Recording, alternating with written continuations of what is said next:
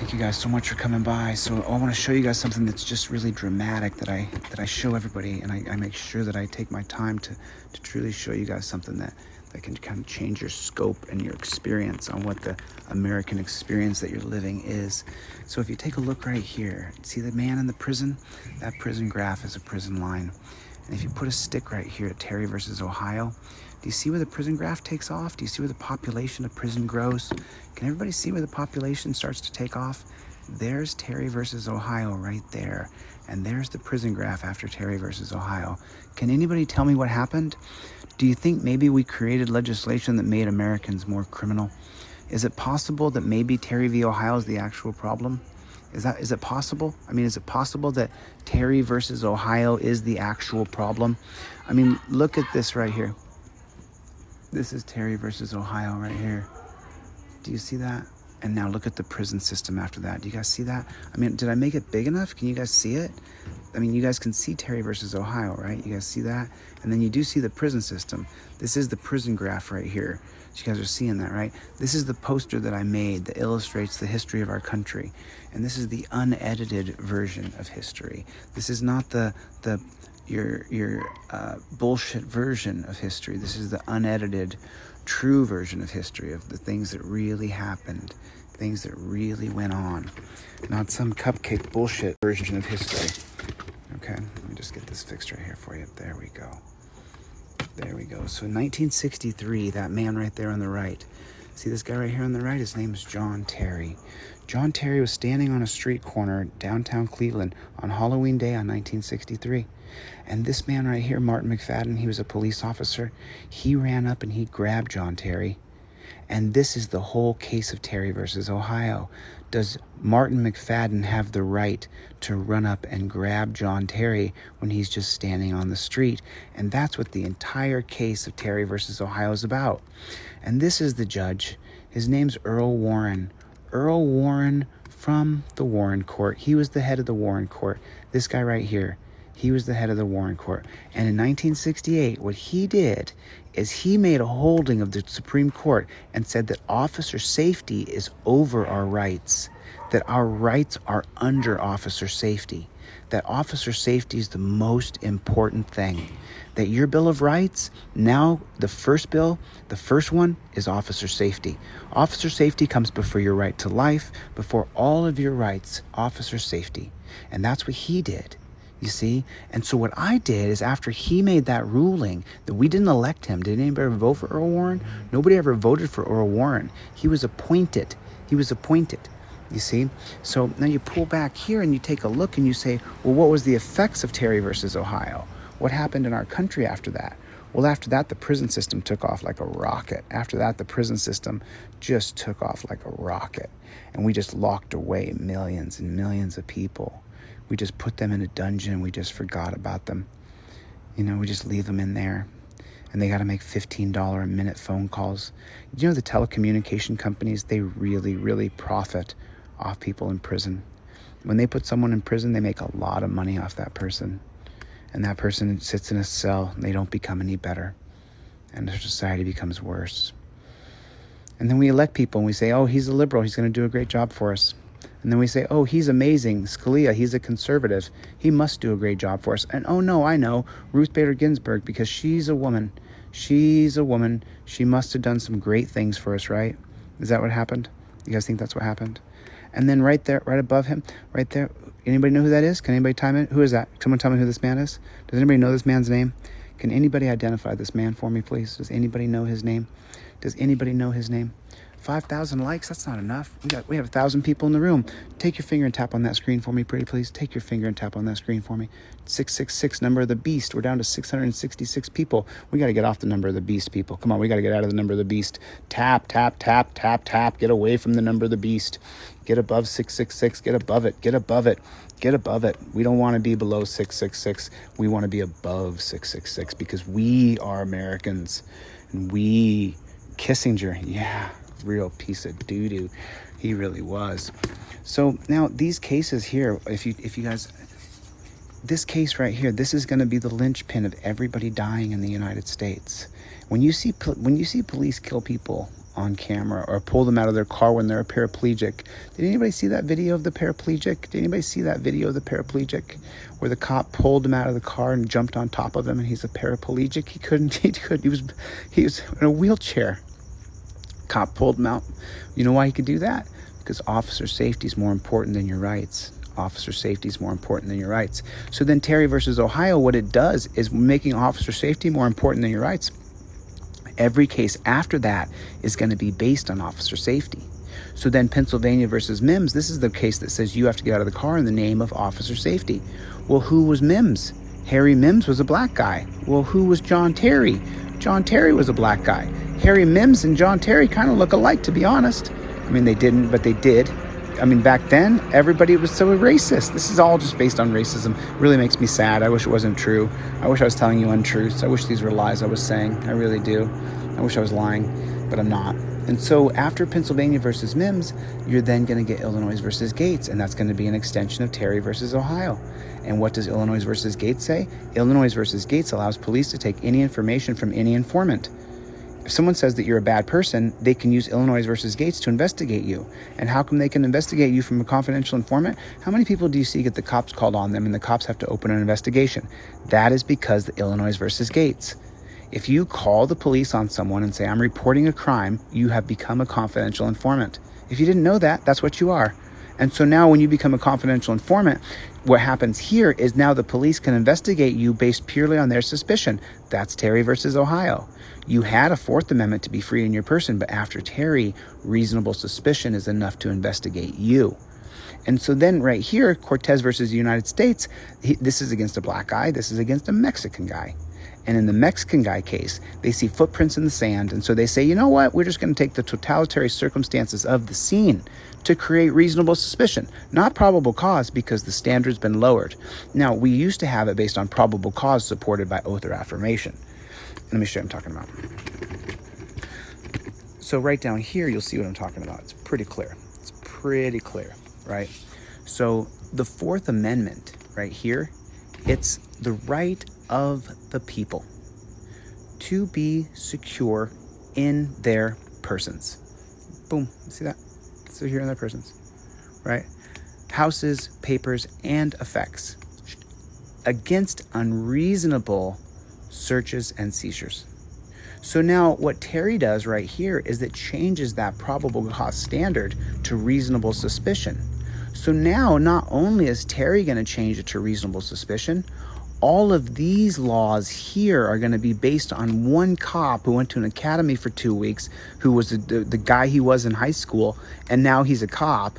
And now all of these are going to be based on his suspicion of you. All these cases are going to be based on his suspicion. Do you see that? Do you see how ridiculous it is? Do you see how ridiculous it is? And then, like, I mean, do any people in here identify with these two people, with the Scalia or Ruth Bader Ginsburg? They're right next to each other because together they're the same person.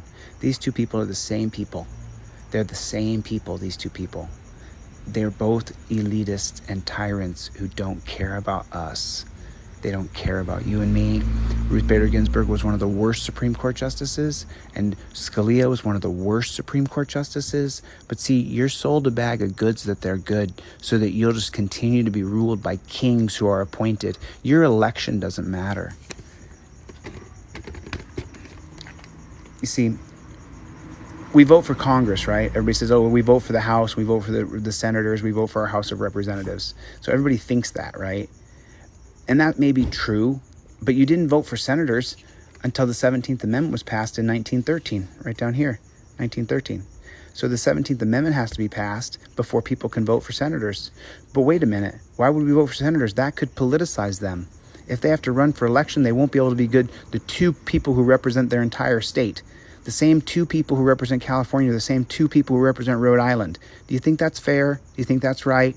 You think that's equal representation, or was that done so the slave states could remain in power? Yes, it was. You mean senators are based on the idea of slave states? Yes. 2 U.S. senators per state? Yes. Are based on what? Slave states? Yes. Because the bigger states didn't have slavery. They abolished slavery. And so they had to make sure that the slave states could have the same amount of power as the free states. And so that's why we have a 2 senator per state rule. So can you tell me why California with 40 million people has the same exact 2 senators as Rhode Island with 450,000 people? Because it was based on making sure that the white supremacists in the South would get the same governmental control over our government. How's that going today? How's that going today? Right? But we didn't even vote for senators until the 17th Amendment. And the reason we didn't vote for them is because it's an oligarch system. So people are like, why would we elect the Supreme Court? Well, why do we elect senators? Because it wasn't working out. So then you think you vote for the president, but you don't vote for the president. You don't ever get to pick the president. You don't sit around a room called the Bilderberg. You don't sit around with a bunch of elitists and decide who the president's going to be. You don't do that. William Howard Taft, you never would have heard of him until you were voting for him on the ticket. You don't hear of half the people you voted for until you hear of them on the ticket. And now, of course, you got guys like who are Insta famous and TV famous and stuff running for president. So you're going to hear us. But let's just go back. What are you talking about? We go all the way back. Who else? Wasn't Ronald Reagan a very famous actor? Ronald Reagan was a very famous actor. He was one of the first big actors on television. He ended up being president of the United States. Right there. Wasn't Donald Trump an actor? Didn't he work in entertainment? Isn't that how he made the bulk of his money, was from The Apprentice? So he was an actor and he ended up being president because he got popular. This guy was a horrible person. He's right down here with Nixon. Together, those guys are down there making the devil's toilet drink. Right there. Those 2 guys. They're dancing with the devil right now. These 2 people, they have pitchforks and one's in their nose and the other one's in their ear. These 2 guys are disgusting human beings. You have no idea what I know. Do not ever stick up for Nixon and do not ever stick up for Reagan. They were horrific people, and be glad that the devil has them. So then as you keep coming up here, Thurgood Marshall was a liberal Supreme Court justice who voted for Terry laws. Terry laws are what allow cops to grab you. Thurgood Marshall voted for Terry laws. How come he voted for Terry laws? He knew that they would only be applied to black people. So then how come Thurgood Marshall voted for Terry laws? Why did you do that, Thurgood? I just can't figure it out. It's stuck in my head like a splinter. I just don't understand. I just don't understand. Okay. Yeah. So then what I did over here, just so you guys know, on this poster, the poster is now available on my website, Delete Laws. But what I did is I put the names of the key to the names over here, and I did not put them next to the people because I want you to show this to people. Pick out a name. Okay, Franklin Delano Roosevelt, and then find Franklin Delano Roosevelt on the graphic. And then you pick out a name, and you say Barack Obama. Well, that's easy. Ruth Bader Ginsburg. Let's go over here. Medgar Evers. So now you have to find Medgar Evers. You have to find Medgar Evers. He's going to be over here in the civil rights era, right over here. That's Medgar Evers. So that's the idea, is that you begin to educate yourself. And then when you look down here and you take a look at something and there's like a massacre, these 2 massacres down here, what I want you guys to do is tell me what this massacre is. Tell me what that massacre is about. I can give you a clue. It's in 1868. Someone tell me what that massacre is about. I'd like to know what that massacre is about. Does anybody know? Why is there a line that runs down like this? How come there's a line that runs down like this? This is the lynching chart. These are white lynchings and these are black lynchings. The blue line represents black people and the white line represents... Now, this one isn't accurate because this is a mix of black and white. There was a large amount of white people who were lynched during this massacre. And this was in Parrish County, Louisiana. And there was 1,000 people lynched. 1,000 people were lynched in Parrish County, Louisiana in 1868. Well, what happened in 1868? So if you say 1,000 people were lynched in 1868, then you say, how come 1,000 people were lynched in 1868? Well, then you just scroll up here and you say, oh, the 14th Amendment was passed in 1868. But I thought you said 1,000 people were lynched. Yeah, they were. Because the more you get closer to power, the more the powers that be want to kill you. The 14th Amendment is passed that says people get equal protection under the law. Here's your equal protection under the law right here. Anybody look this up yet? Anybody look this up yet? Okay. Anybody look this up yet? Has anybody got the answer for me? I'd love to hear the answer. Does anybody know what this is? Can anybody answer the question for me, pretty please? I'd love to hear the answer for everybody. I can dissertate, but I want you guys to look it up. Tell me what it is. Someone tell me where that is. Someone tell me where it is on the map. I know exactly where it is. Can you tell me where it is? So then as we come up here, so now what's going to happen here, and I want you guys to pay very close attention. We're based on the principles of liberty and freedom. We're based on the idea of liberty and freedom. So, when you talk about the Bill of Rights, it's easy to talk about the Bill of Rights. Say, I got my rights. But do you really know about the Bill of Rights? Has anybody ever told you about the Bill of Rights? I'm talking about told you about it in great detail so that you understand the principles of the Bill of Rights. So that you understand what these principles of the Bill of Rights are. Not just, oh, I know I have these 10 amendments. No, if you notice, I didn't even list 10 amendments here because the principles of the Bill of Rights can be broken down into 6 things. The very principles that you live under the Bill of Rights can be broken down into these 6 ideas. And so they're going to be, our Bill of Rights and our Constitution are going to be founded on John Locke, the founder of natural law, Jean-Jacques Rousseau, the man who said there's no such thing as morality. Morality is a social construct. And then Charles Montesquieu, who's going to write the spirit of the law for checks and balances. James Madison is going to see these men's work and he's going to plagiarize it. He's going to straight up plagiarize it with Thomas Jefferson. And then the principles of the Bill of Rights are what I'm going to teach you right now. So the principles are these, that the supremacy clause is going to levitate these rights above all else. That the supremacy clause means that these are supreme. You understand? Supreme. What does supreme mean? Godlike. Supreme is supreme, right? That's God. That's the whole idea. Now, believe it or not, the founding fathers came over here and they weren't specifically buying into the religious thing, but they were certainly religious, some of them. And so we have this idea that these rights here, these fundamental principles are given to us by God. That's why you see the word supremacy, and that's why they say the inalienable rights. So then the founding principle of our country is liberty. It's the First Amendment, the freedom of speech, freedom of petition, freedom to assemble, freedom of press, freedom of religion, the first big 5. If you want to break those 5 down, it's liberty. I'm free to do whatever the hell I want if I don't hurt anybody. And that's what the Fourth Amendment says. To be free of unreasonable searches and seizures without probable cause. Okay, so liberty means that you can't be fucked with unless you break the law. This is the fundamental principle of our democracy. So then, now, if you don't get liberty, what did Alexander Hamilton say? Give me liberty or give me death. Because when you came over from England, we really didn't want to be pushed around anymore. Didn't want troops coming in, sleeping with my wife. I didn't want to answer to the king or pay a ransom. So we got the Second Amendment so that we didn't have to pay the king ransom. And who are the kings today? The kings today are the unelected Supreme Court. These people here, these people are kings. These are monarchs. These are the people who are making deciders for women, whether women are going to be forced to have a baby. If you get pregnant in this country, these men up here who are unelected are going to decide that you have to have that baby when it was already decided previously. So we move on. So now the founding principle of John Locke's theory of natural law, John Locke, born 1632, died 1704, he wrote the theory of natural law, and that is that all men are entitled to private property. That's why you always hear that, you're on my property, you son of a bitch, right? Because that private property, that's a big one. It's my private property. Get the hell off my property. Property is a very big concept of our country. That's why they didn't let black people own any of it. That was the whole principle of the Supreme Court.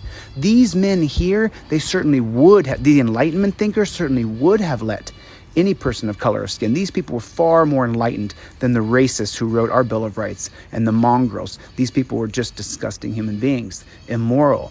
But then you have to understand, so why do we have liberty, freedom of press, freedom to assemble, freedom of religion, and the Second Amendment, and then we have private property, and then if these things don't work out, then we're going to get due process under the law.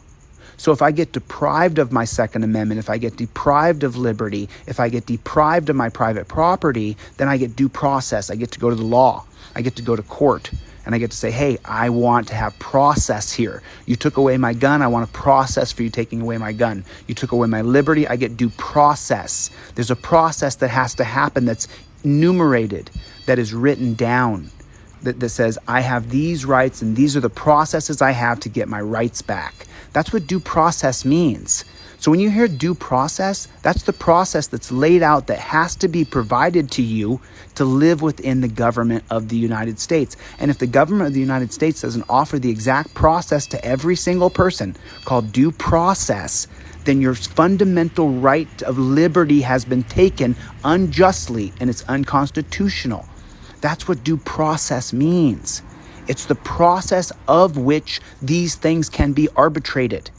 You follow me? Arbitrated meaning dealt with, sorted out, litigated, negotiated, counseled, how you guys can sit down. So for a simple example, private property. What would be an example of private property? You're my wife. We get divorced. We get due process under the law. We both get the same process to split the private property because she's as entitled to private property as I am. Every person is entitled to private property under John Locke's theory of law. Every single person. So now if we divorce, then she's going to get a process and I'm going to get to live under the same process.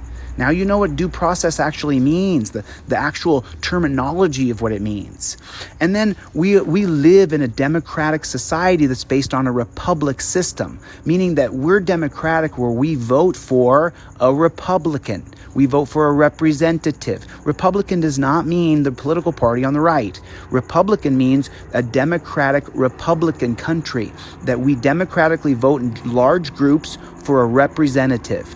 Democratically, we vote for a representative who represents our group. And then we vote that person in or out every 4 or 6 years. That's what a democratic republic is. So then the 9th and 10th Amendment, the 9th Amendment literally means unenumerated rights. And the example I gave in my last live was that, so let me give you a simple list. Unenumerated rights are rights that we have that we don't know we need yet at the time of this creation in 1775. Obviously, there's going to be things that happen in the future where we're not going to be able to foresee that because we're driving a horse and buggy right now. Maybe in the future, they have something that's motorized that they can drive around in. And yeah, we do.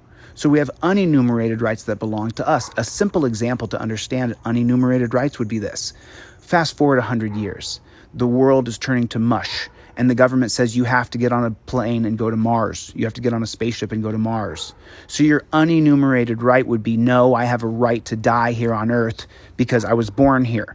So your unenumerated right would be that you don't have to be pushed to Mars because the government says you're going to die here on Earth. You see what I'm saying? It's a silly example, but it makes a lot of sense and exactly why unenumerated rights was created. Unenumerated rights also encompasses Roe versus Wade, the right to choose whether or not have a baby, and also Griswold versus Connecticut. Griswold versus Connecticut here, 1965, that's going to make sure that you can have birth control and have privacy, and it's also going to cover the 1973 case of Roe versus Wade. Those are unenumerated rights. In 1776, we had no idea that a woman would be able to take birth control in 1965, 200 years later, and we didn't know that a woman would be able to not have a baby if she was raped or she didn't want to have a baby or whatever reason she didn't want to have that baby or for her health.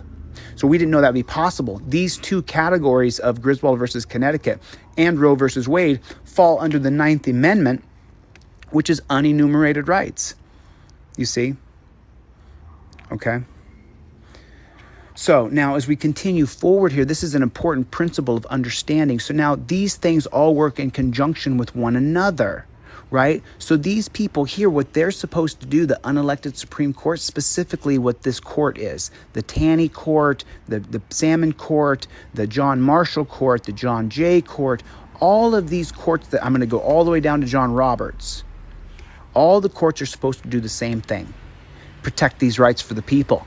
Because as you know, politics is a dirty, nasty job. And so the executive can be distorted, as we saw with Donald Trump with his insurrection and with Joe Biden with his China dealings and his racism. If you don't know about Joe Biden's racism, it's pretty disgusting. If you don't know about Donald Trump's racism, it's pretty disgusting. If you don't know about the collusion and the big money deals both of these people have cut to benefit their families and their friends, then you're really not paying attention and you're a tribalist. Because you don't really care about freedom, you care about fighting your fellow man based on billionaires that you never voted for and you never ever met, and they don't give a shit about you. They don't watch TikTok, they don't care about us. So then you move forward and the congressional people can become distorted by politics and money. And they tried to save us from that by having senators not be elected. But senators were not elected not just because of that. Senators were kept 2 per each state so that slave states could have the same amount of representation in the Senate that free states could, because the northern states were 3 times the size of the southern states. And so you had to have 2 senators from the south for every 2 senators from the north, so that the slave states would remain a constant, even battle in government. And today, what do we have? We have a tiny South that dictates half of our country's policies, including our ridiculous fundamental Christian perspective, which is just disgusting.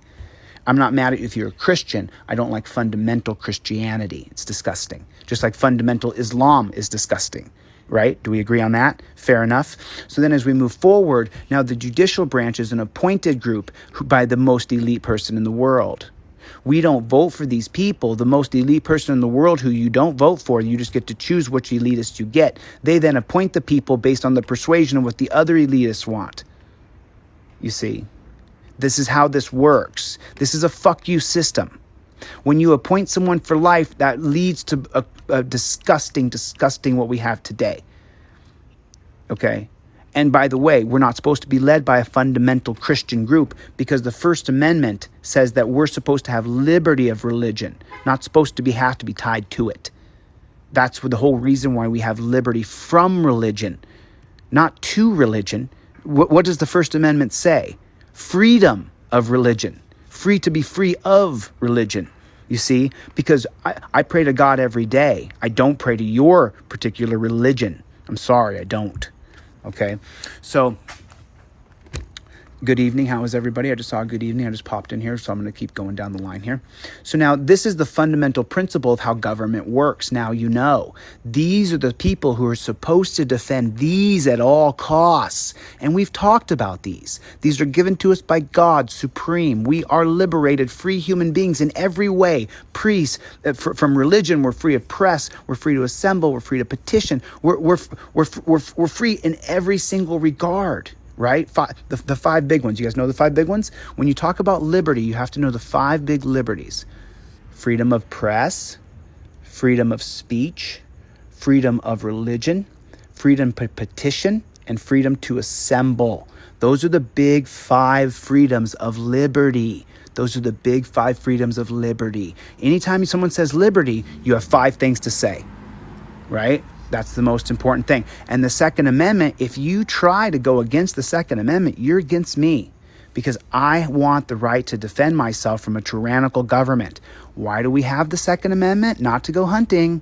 It's to protect yourself from the government specifically. That's why it's listed there. Look up the Federalist Papers, a man named Patrick Henry. So then, now we went over this. So these are the most important things. So what's the most important of all of these is liberty. The most important of everything is liberty, your freedom, that you can walk around and be free.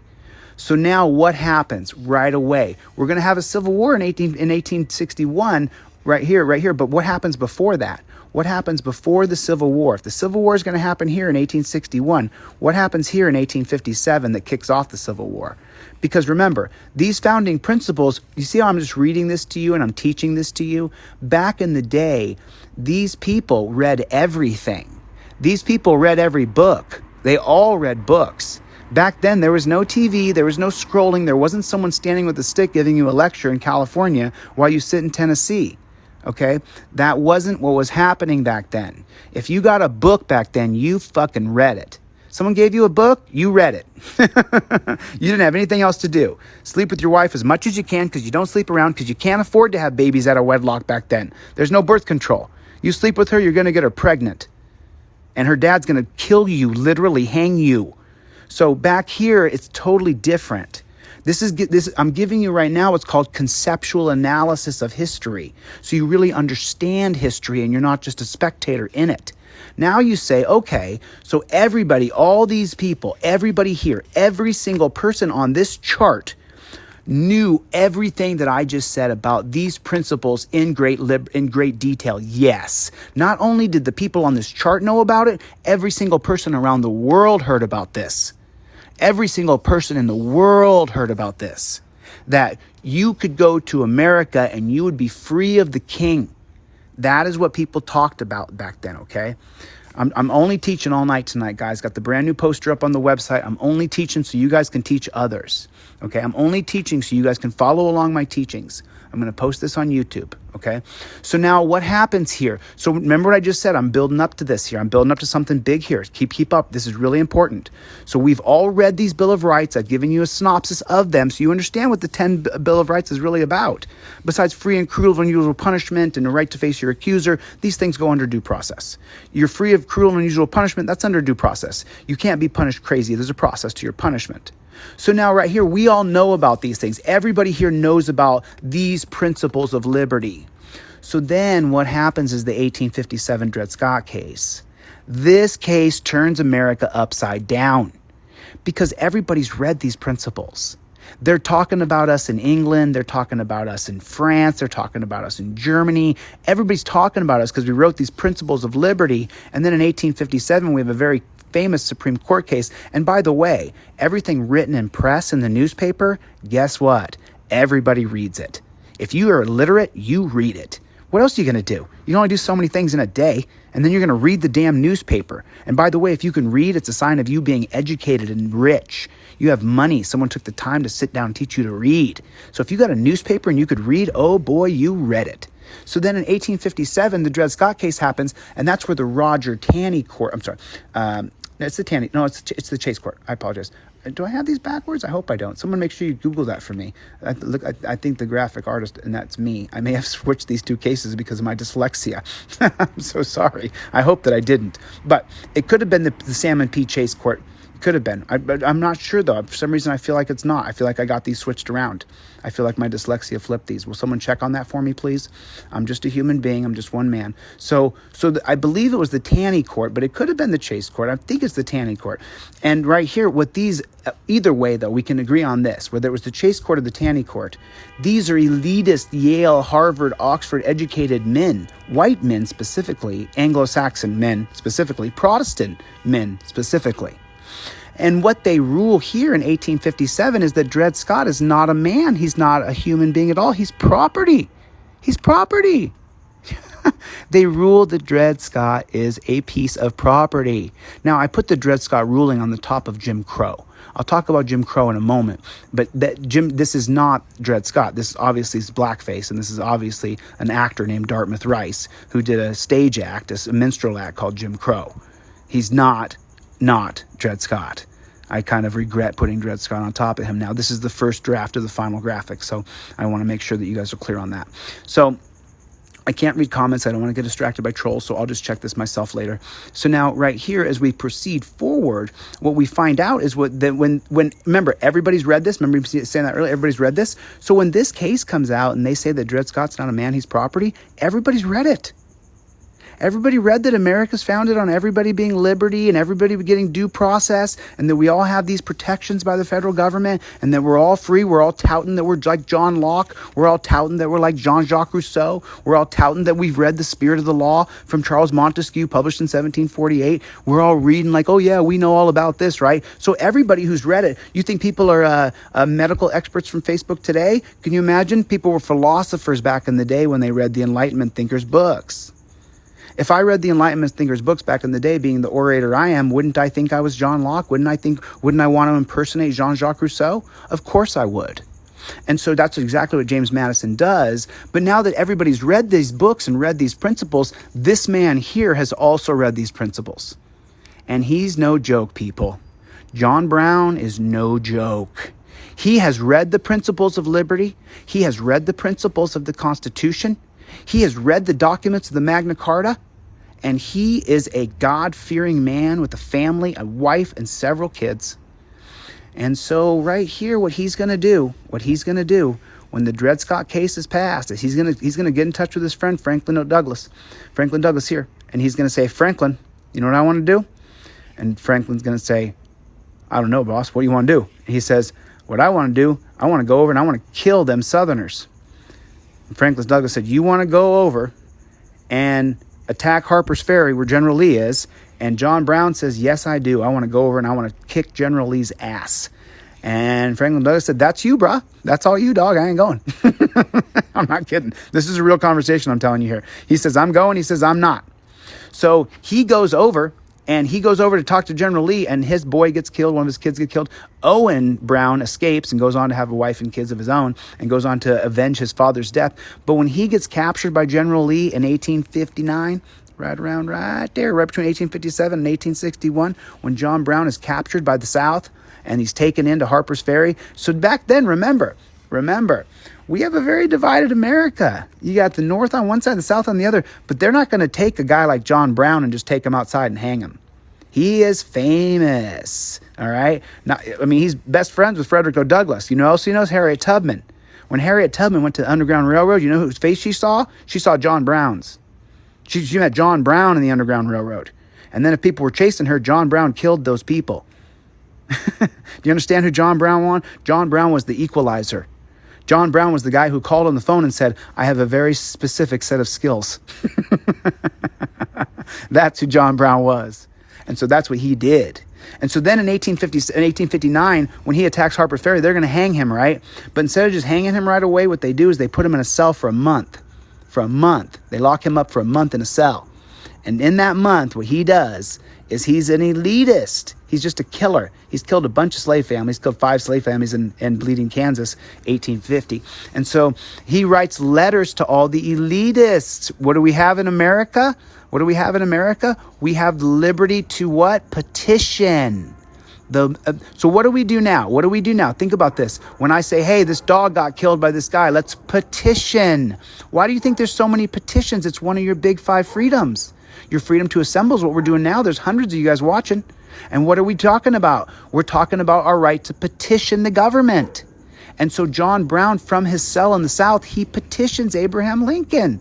He petitions all of the big government people and says, don't let me die in vain. Do not let me die for no reason. They're going to hang me. And they do. They take him out to the gallows on the 30th day exactly. And when John Brown walks to the gallows, he gives a speech like Braveheart. And that rallies the Northern men. And for the first time, they're ready to fight and die because they've now hung a martyr, John Brown.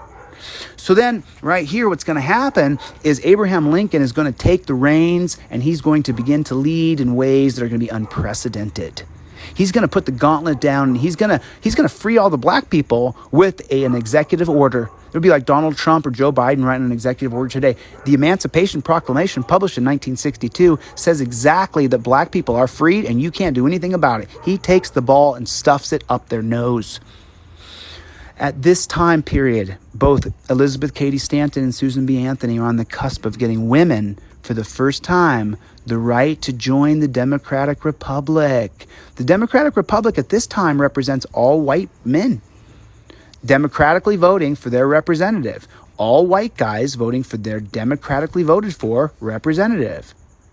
That's what a Democratic Republic means.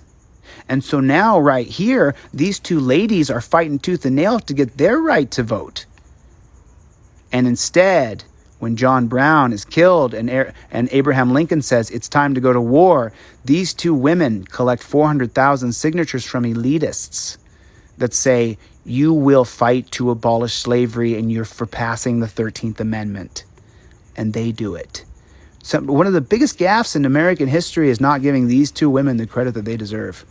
These 2 women did things that so just so you know, the petitions that they went out and signed, 400,000 petitions. Remember, what's the year? We're looking at 1861, 1862. That's when these women are going on a petition. So what do you need to petition in 1861? Put it together.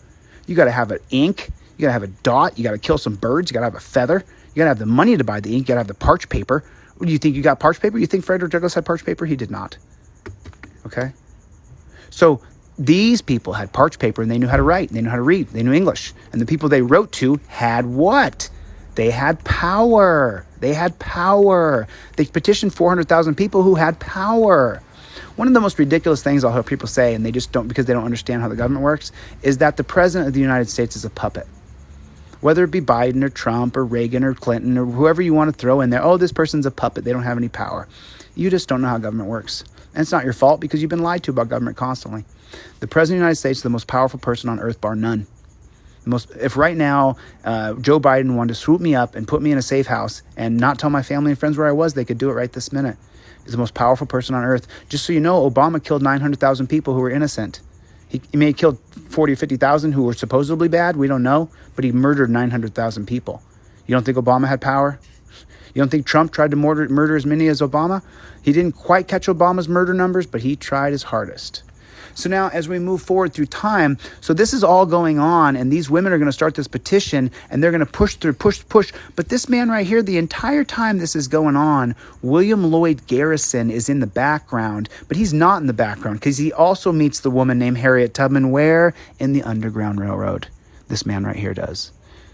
And from this man right here, he writes a magazine, a newspaper, the first black newspaper. And the first black newspaper is going to start in 1830, and it's going to go all the way until the December 12th of 1865, when slavery is abolished. He then retires his newspaper, and he has seen slavery be abolished. Now, people say things about John Brown today that are just about William Lloyd Garrison. He was not a likable man. He was not a likable man. John Brown went into Bleeding, Kansas in 1850, and he slaughtered 5 slave families. When they said Kansas is a lot like Rome, okay? Whatever happens in Kansas, that's what John Brown did. When they said there's going to be slave folks, slave families in Kansas, John Brown said, that's my huckleberry. I'll take my boys, we'll go right into Kansas. He rode right into the plantations of Kansas and started slaughtering slave families, whole families, and then letting the slaves go. Kansas was a wild man's land, and John Brown was a wild man. In today's world, you would think he's a barbarian. Back in the day, William Lloyd Garrison was not a liked man. People did not like him. They did not talk about him well. They didn't brag about him. They didn't think he was a refined man. Matter of fact, at an abolition movement meeting in 1860, here, William Lloyd Garrison gave a speech, and he said that if the Constitution doesn't stand for all of us, if it doesn't represent all of us, and we're all, so that was his big thing. The golden rule of the Constitution is what? Anybody know what the golden rule is? Can anybody tell me what the golden rule is? The golden rule is what? There's one golden rule. What is it? Write it down there. It's real quick. Someone type it in for me. YouTubers, Instagrammers, write it down. What is the golden rule? What is the golden rule that John Brown quoted over and over and over? And that's the reason. Matter of fact, John Brown, before he was hung, quoted the golden rule. He was standing in the gallows, and he said the golden rule aloud. He said that all men are created equal, and they hung him. Those were his last words. So now as we move forward here, William Lloyd Garrison, he's at an abolition movement meeting in 1859, and he says if the Constitution and the Bill of Rights and that all men are created equal, if the golden rule is not true, then you can tear the Constitution into pieces and burn it. And they wanted to kick him out of the movement. They wanted him out. They said, get rid of him. I know exactly how he feels. So then as we move forward right here, and now, so what's going to happen? America's going to lose the Civil War overall because it's going to divide our country like nothing before. Like nothing before. Okay? And so as we move forward here, listen, I'm not going to get into nomenclature I'm giving you guys historical context here. All right, I'm reading you actual history. I am not going to change the actual words that I've read. If you don't know me, I have trans people in my family. I am a big supporter of gay people, a big supporter of women. So I'm not going to get caught up in the bullshit here. I'm just going to keep teaching class. So now as we move forward here, so now we fight the Civil War, and 3/4 to 1.1 million people die. 3/4 to 1 million people, 3/4 of a million to 1 million people die here. And just so you know, we didn't kick the South's ass. The South kicked our ass. We just had more people. And we also had Roosevelt. We also had a few. Who was the guy that went around and he finally slaughtered Lee? He didn't slaughter him. They let him live. They gave him a bigger general. Anyway, I don't want to get into it. So now right here, after the Civil War is going to end, he's going to retire his Liberator magazine. Now this guy's Oliver Wendell Holmes. Oliver Wendell Holmes, he's an abolitionist. But there's two kinds of people, okay? Let me put it into some context for you guys so you truly understand. There's two kinds of people in the world today, okay? There's guys like William Lloyd Garrison, and there's guys like Oliver Wendell Holmes. Now, some people say that William Lloyd Garrison, they'll pull some quote out that he said about black people. But remember, he had wrote a publication called The Liberator for 35 years that preached liberating black people. So anything said about him after that, you can pretty much tank that anything said about him is going to be to disparage his name and disparage his reputation and disparage the contribution that he did to abolishing slavery, including being part of the Underground Railroad and freeing multiple black people from the clutches of slavery with Harriet Tubman. So people don't want to talk shit about him. They can stuff it in their tailpipe because I just can't do it. I can't find any bad literature on him. Someone has sent me bad literature about him before. I just can't swallow it because Frederick Douglass, when John Brown is killed, Frederick Douglass weeps and William Lloyd Garrison weep, and they weep with all of the black slaves. Harriet Tubman sends a message out that John Brown's been hung, and every single black person on the plantation pays homage to John Brown that day. So when you start to get into the nitpickiness of stuff, but there's two different kinds of abolitionists back in the 1860s here, right? There's the abolitionist like Oliver Wendell Holmes, who fundamentally believes that black people are unevolved monkeys. Literally, these are the words, that they're unevolved, and that they haven't quite evolved, and that their brains are not shaped like the white man's brain, and that there is a superior class.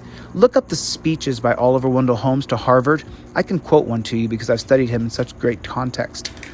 He says at one point I'm not going to get it exact, but pretty close, when he gives the commencement speech to Harvard, I believe it's in 1871, 1882. I can't remember. He's a piece of shit.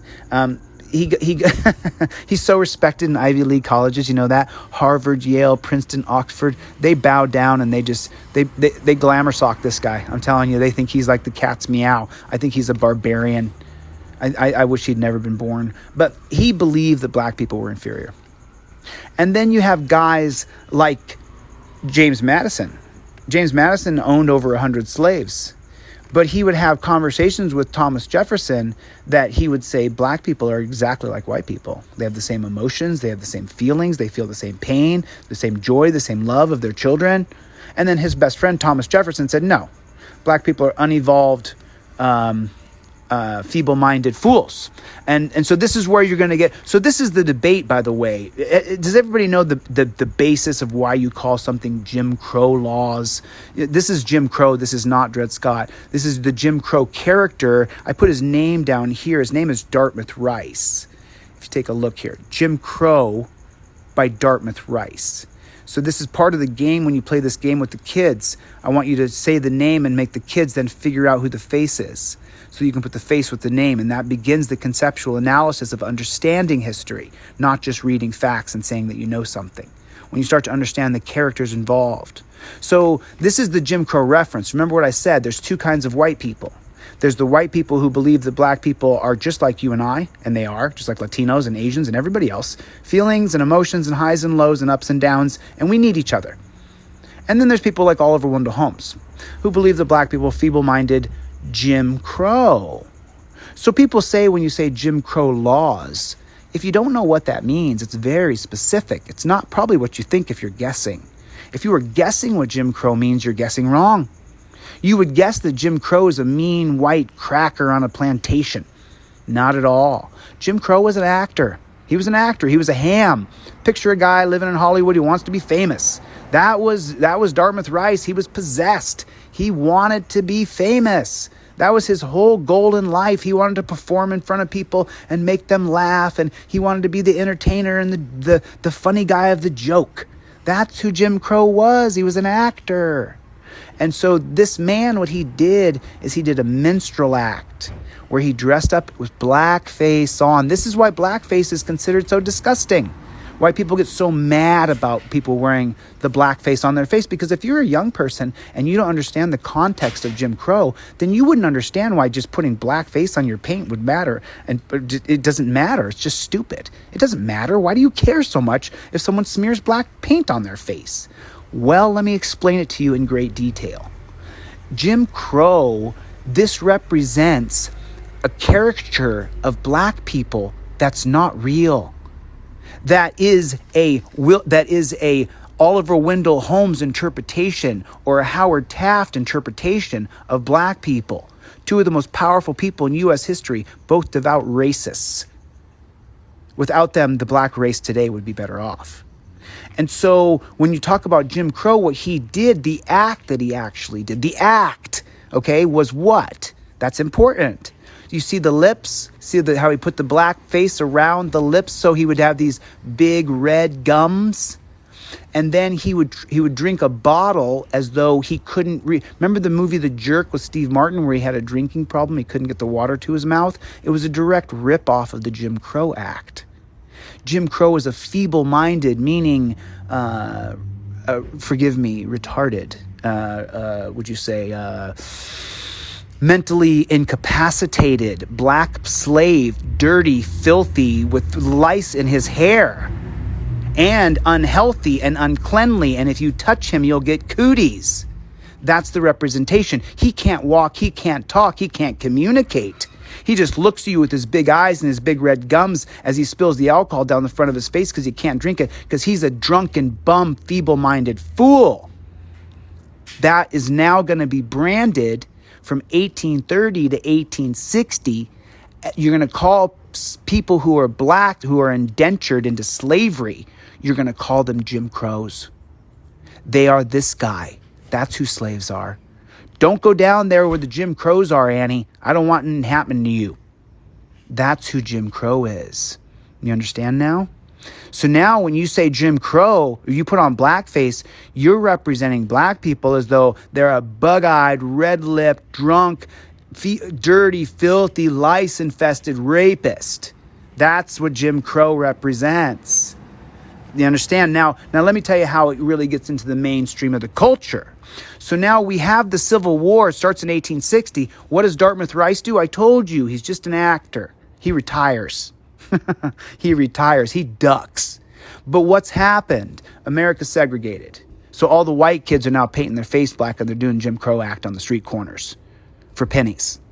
That they're copying what he did because it made him rich and famous. See the bow tie? He's rich and famous. Okay, so now right here, as we move forward, the Civil War is fought and we win, and then Abraham Lincoln is shot in the face. And then we pass the 13th, 14th, and 15th Amendment over 1865 to 1870, the 14th being in 1868. The 1866 Civil Rights Act is the most powerful Civil Rights Act on the books today. This is more powerful than every other Civil Rights Act ever written in the history of America. This one right here, you probably don't know anything about it. Why do you think that is? They don't want you to know. They don't want you to learn. They don't want you to know the unedited history of the United States. So now right here, when he retires this act in 1830, 1865, the war is won. 1870, what happens? Black men get the right to vote right here with the 15th Amendment in 1870. So what's going to happen? What are white people going to say? With the 15th Amendment, we give black men over the age of 21 the right to vote in our elections, and white people say you can't let Jim Crow vote in our elections. Don't let Jim Crow vote in our elections. And this becomes a mantra, like a chant. Don't let Jim Crow vote in our elections. And that's where the Jim Crow reference will come. And so now right here, Jim Crow is branded on black people, as though you're letting the clown vote in our elections. So then when the Jim Crow reference is going to be branded in history forever after 1870, just 20 years later in 1896 in Plessy versus Ferguson. And this is where you've heard of Jim Crow laws, and you probably had the idea in your mind that Jim Crow was a mean white man who owned a plantation that would use people to be their cracker, right? And that's an entire different terminology. The word cracker is not a mean white man on a plantation. That is not what a cracker means at all. A cracker is someone who the massa will get to crack the whip for them. Because the massa could be old, like these guys, and he doesn't want to crack the whip. And so he gets your brother or your lover or your best friend or your brother to crack the whip, and then that person is called the cracker. That's where the term cracker comes from. So now right here in Plessy versus Ferguson, what's going to happen is Homer Plessy is going to try to... Homer Plessy is a 1/8 black man. 1/8. He's 1/8 black. I don't know why it's so significant that he's 1/8 in history, but it's written in thousands of books. So he's 1/8 black. Who gives a shit if he's half black or all black? Who gives a shit? He's discriminated against because of the color of his skin. And so he gets on a train car in Louisiana, in Louisiana, and I believe it's in 1865. 1894, I believe. Anyway, he gets on a train car because guess what? The white train car is nicer than the black train car. Could you imagine that? Could you imagine that? Can you imagine that? Could you imagine that? I'll get into it. Sorry, I don't mean to jump ahead. So right here, when Homer Plessy jumps himself on a train car in 1896, he then says, I want to ride on the white train car because I'm mostly white. That's the argument. I'm white enough to ride on this white train car. Can you believe? I mean, it's just... And so instead, what happens is in 1896, it goes to the Supreme Court. It goes to the Melvin Fuller Court. Melvin Fuller's a great big fat white guy with a handlebar mustache who looks like an absolute jackass. And what they rule here, right here, what they hold. So remember what I said over here. This Bill of Rights right here, this Bill of Rights can only be defended by these 9 people. So they put the people who are going to strip our rights as the defender of our rights. The people who are supposed to uphold our rights historically throughout time. They said Dred Scott wasn't a man, and then I'm going to get into other cases here. I don't want to jump ahead. But the people who are supposed to defend the rights, they're not defending our rights at all. So right here, this is where, this is where the Jim Crow reference gets really branded right here, really branded. This is where the reason why you've heard those are Jim Crow laws is because of this case here. Now, you know how Jim Crow was created. Now, Jim Crow, what this is going to do is this is literally going to create a mantra for white people, including Oliver Wendell Holmes, who didn't want black people to go to Harvard. And they're going to say that the Jim Crow clown going to be called Jim Crow laws, Plessy versus Ferguson, because we're legally separating Jim Crow from the rest of us. Jim Crow goes on the Jim Crow car, white people go on the white train cars. That's what Plessy versus Ferguson does. It's a lever. It's a lever. And black people are Jim Crow, dumb, feeble-minded slaves, and white people are the elitists who go to the upper train car. Black people go to the lower train car, and that's why you get the term Jim Crow laws. You're separating the Jim Crow clown from the good white people. This is history. I'm telling you the facts here. So now right here, now the reason, so then you say, well, okay, well, what is the significance? Why do I care? This is just history, right? Well, now when you separate restaurants, okay. When you separate bars, okay. Carnivals, okay. Nightclubs, all right. Hospitals. What? Yeah, hospitals. What do you mean? We mean that the Jim Crow hospitals where the clowns go, we're not going to give that hospital any money. And we're not going to educate those Jim Crow clowns in the white schools. They're separated from the good white doctors. They belong in the Jim Crow doctor schools. And so now 30 black babies will die to every one white baby that dies. Right here. So when you put on blackface and you see someone put on blackface, that represents 30 black babies dying to every one white baby. That represents a century of oppression and murder and RAPE and hate. This represents everything that the white supremacist southerner, secessionist, who tried to break away from our country and be a traitor. This represents everything that they are if you put blackface on your skin. You represent 100 years from what is it? When did he retire the act? 1860? We didn't have 1860. Just check the year here, okay? So when you say Jim Crow, you're talking about 1860 when he retired. Started in 1830 making fun of black people right in front of them, acting like a feeble-minded clown. All the way until the 1964 Civil Rights Act. That's how long Jim Crow Act lasts. Black people are called Jim Crow all the way up until the 60s. He's Jim Crow. He doesn't matter. That's why you get the term Black Lives Matter, because before the term existed, the term to reference black lives was Jim Crow, all the way up until 1964. So when people say, what is a big deal? What does blackface mean? Now you know exactly what it means. Now you understand the cultural context. Now you understand history in a way that you can share this with others. You can talk to them. This is what I do for a living. If you guys learn anything at all, go buy my Venmo or my Cash App, buy me a cup of coffee. Just a cup of coffee. Everybody's broke. I'm not trying to get rich off you guys. That's my Venmo and my Cash App. Cup of coffee fund right there. Take a screenshot, please. Take a screenshot. I don't want to stay here. I don't want to stay here all day. I get this poster on deletelaws.com. Pick up my poster on deletelaws.com. It's delete laws with a Z. Delete laws with a Z. That's my Venmo, my Cash App. Listen, don't break your piggy bank for me, man. Buy me a cup of coffee. If all 300 people in here buy me a cup of coffee, then I can keep doing what I'm doing. I've made it my life's mission to overturn Terry versus Ohio. That's what I'm going to do with my life. That's what I'm doing with my life. And I won't stop till it's done. So let's keep going. So now right here, now we understand what Jim Crow laws mean. But I jumped a big step here that I really want you guys to truly, truly learn here.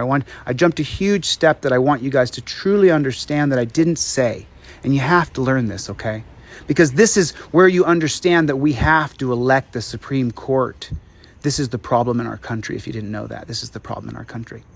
So right here, we're going to pass the 13th, 14th, and 15th Amendment. And you know what? I purposely took Andrew Johnson off of the chart. I left Abraham Lincoln on the chart, but Andrew Johnson is such a piece of shit. Neither he nor Trump nor the other fucking dickhead, Truman, piece of shit.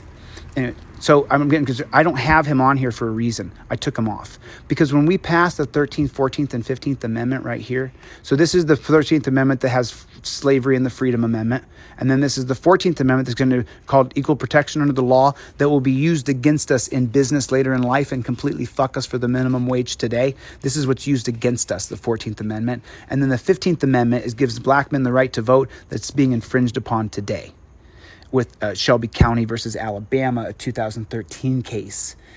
So now right here, so just so you see, now let me just make it clear for you to truly understand. We vote for the Congress, and they wrote the laws. The congressional leaders in the 1860s right here, they wrote these laws. They wrote these amendments. The congressional leaders, people we elected to Congress. We elect Congress, we elect the president. We do not elect the Supreme Court. So we elect these people, and they push the 13th, 14th, 15th Amendment through over Andrew Johnson, who vetoes it, and we override him. Congress overrides him and says, no, eat it. It's time to end slavery. There's no reason this man should be a slave. So we end slavery, we give equal protection of the law, and then the 15th Amendment, the right to vote. Well, like I said back here, we're based on liberty and freedom, and then the Supreme Court says that Dred Scott's not a man, and that causes the Civil War by John Brown. And then as we move forward here, we pass these amendments. And then right here with the Cruikshank case of 1876, this washes away your amendments. They're gone. They are gone. I swear to God. That's why there's a lynching chart on the graph. The lynching chart on this graph exists because of the Cruikshank versus the United States case of 1876. Without the Cruikshank case of 1876, there's probably not a lynching chart on this graph. There would be lynching still because remember, the leader of the Mormon church was lynched. Lynchings weren't extraordinarily uncommon amongst people back then. Lynchings were not, they're still horrific, but that's how people were killed. I mean, the leader of the Mormon church was white as white could be, and he was hung, he was lynched. I mean, he'd also been accused of raping people, but you know. So now when the Cruikshank case comes through in 1876, what's the Cruikshank case based on? What is this case based on? The case is based on the 1873 Colfax Massacre. And can you imagine where it is? Guess where it is? Where was Homer Plessy? Louisiana. Louisiana. What's the number one incarceration state in America today? Louisiana. What's the number one indentured servitude state in America today from the 13th Amendment where you can put someone in jail and make them a slave? It's Louisiana. So in 1873, when they get the right to vote from the 15th Amendment in 1870, then they have two governments right here. Okay? And so when the two governments are here, there's both a Republican government and a Democratic government. And the Democratic government is the KKK, and the Republican government is the one that was voted in. And so when the they form their own government, and so then they decide that they're going to kill the Republican government, which is all black people. And so they slaughter 150 black people, and then they torture and RAPE another 200 for a week. And so remember, this is in 1873, but in 1870, we had the Enforcement Act here. The Enforcement Act of 1870 said specifically that accompanied the 15th Amendment to give black men over the age of 21 the right to vote. What the 1870 Enforcement Act said is that the KKK cannot kill black men because they want to intimidate the vote. It's literally passed. I think is it by Grant? I can't see my graphic, and I don't want to. And when they passed the 1870 Enforcement Act, when they slaughter 150 people, that's what the Cruikshank case is about. You understand that? The 15th Amendment is passed by Congress, by people we vote for. Now, just follow this. This will just take 1 second, but if you follow this, you'll truly understand how we're fucked, and we have to change the system. So we vote for Congress. They give us the 13th, 14th, and 15th Amendment. Abolish slavery, equal protection, right to vote. Now, what happens? All these laws are written and created by Congress. The president doesn't sign them. We override his veto and we get these laws passed anyway. That's the power of the people using their democratic representation. So then in 1873, 3 years after 1870, where the 15th Amendment is passed, there's the Colfax Massacre. So it goes to trial, goes up to court, goes to the Supreme Court, and then the Supreme Court says they're not guilty of massacring 150 people. The people had voted for these laws. The Enforcement Act say the KKK can't kill black people. We're done with this. We're having Reconstruction. And then when they kill 150 black people, they just go to the court system. And the court system says, no, it's fine. You're off the hook. Specifically, what the court says, specifically, just so you know, is they have the trial of Cruikshank, and it goes up here and it goes to the Supreme Court, and they say, hey, the white supremacists up here, and I'm sorry to say that because I'm white too, but it's white supremacy personified. You have no idea what I'm saying here because you haven't studied it. There's nothing against you. So what these guys do is they say that we can't make anybody enforce your Bill of Rights. Remember, these guys are the arbitrators and the defenders of these Bill of Rights. That's their entire functionality. They take the power for themselves in Martin versus Hunter's Lessee and say, we're the only people who can defend these civil liberties. No, your state court, your local court, your Supreme Court of Texas, your Supreme Court of Florida cannot hear cases about your civil liberties. We decided that here, that we're the only ones. And so now here, we pass these amendments here, the 13th, 14th, and 15th Amendment, forgive me, 13th, 14th, and 15th Amendment, by the people who we elect. The president won't sign them because he's an elitist piece of garbage. And then we get them through anyway, and then they slaughter all the people anyway. The laws that we passed, the 15th Amendment that gives black people the right to vote, and the 1870 Enforcement Act, we say, this is the law, we vote for this to Congress, and we vote for it. And then they murder them anyway. And then the unelected white supremacy says, fuck it, let them die. You guys are free to go. I'm not kidding. I'm not joking. That's why this system has to be abolished. We have to turn this upside down and elect these people. So now right here, so we're not done. The Supreme Court rules in Cruikshank that, well, we can't make anybody enforce your Bill of Rights, okay? We're not powerful enough. There's too many people in America. We can't control racism. That's what they say. So we're going to rule from the bench that we don't have the power to enforce the Bill of Rights. That's what they're going to hold. Well, the next year, man, the lynchings take off like a rocket. Because once you don't have a right to life, once you don't have a right to a Second Amendment, they're going to be slaughtered. They're going to be slaughtered. And so then is it just appropriate that the slaughterhouse cases of 1873 pretty much wipe away equal protection under the law? I mean, it was supposed to go after slavery, and it kind of does because you have to be a slave to the slaughterhouses. But what it actually does is removes equal protection under the law. And the way they do it is the slaughterhouse company gets a monopoly on being the only slaughterhouse in, guess where? Where is it? Louisiana. So now right here in the Reese case, so this is going to take away your 14th Amendment. And then in Reese versus the United States, what this is going to be about is, remember over here where I talked about your Bill of Rights, that you have the right to be part of a democratic republic, that we're going to democratically vote for a representative, and then every 4 years or after 1913, every 6 years for senators, we can democratically vote that Republican out, or we can democratically vote that representative out. Republican's the same name as representative. And so now right here, when we go in here to vote these people out, we get no representation. There's no representation. So right here, when what the Supreme Court does is they say that states can then change their state constitution if they'd like to put barriers to voting in. The Supreme Court holds that against the natural rights of democratic republic in Reese versus United States, that the states themselves can rewrite their state constitution to put barriers for voting in. Well, how many states do you think do it? All of them. All of the southern states rewrite their state constitution to put barriers to voting. Matter of fact, Alabama has rewritten their state constitution 13 times more than any other state in the union to make sure they exclude black people from voting. And so in 1876, when the Alabama changed their state constitution, just 2 years later, just 30 years later, they changed their constitution, and then Jackson Giles is going to sue. But I want to show you this before I move on here. This alley of cases right here. So just check the history now. What's happened? What has the Supreme Court done? Why am I rallying about the Supreme Court all the time? They take the power for themselves that they have the right to do all judicial review of all of our laws, the people we vote for. And then they say that we're going to uphold the right to life and liberty and freedom and happiness. And then they say the Dred Scott's property causes a civil war, 1 million people die. So the Supreme Court has failed at their fundamental objective. And then right here, we pass the 13th, 14th, and 15th Amendment, which give the people back liberty because the executive branch, they veto it. And the congressional branch, which is the power derived from the people, they override his veto, and we pass these amendments to give power back to the people. And then the same unelected group of white Protestant males pass 3 cases that completely wipe out our Bill of Rights. And then they cap it off with Pace versus Alabama that says you can't have an interracial relationship because if you do, it's against the law.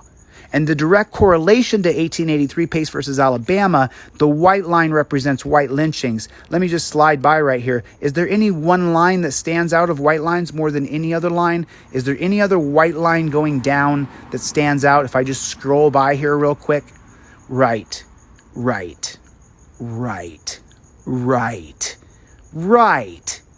So what the fuck happened in 1884? Remember, everything in history goes back, not forward. So the lynching graph line's a little off according to some things up here, but it doesn't matter. So it's listed up here. You'll be able to read it on the new one. This is just a smaller graphic. So right here, 161 white people are lynched in what year? 1884. Why were they lynched in 1884? Well, because in 1883, the Supreme Court said that you couldn't have a black girlfriend or a boyfriend. And so as soon as that does, what happens? The white supremacists go kill the white people who have a black boyfriend or a black girlfriend.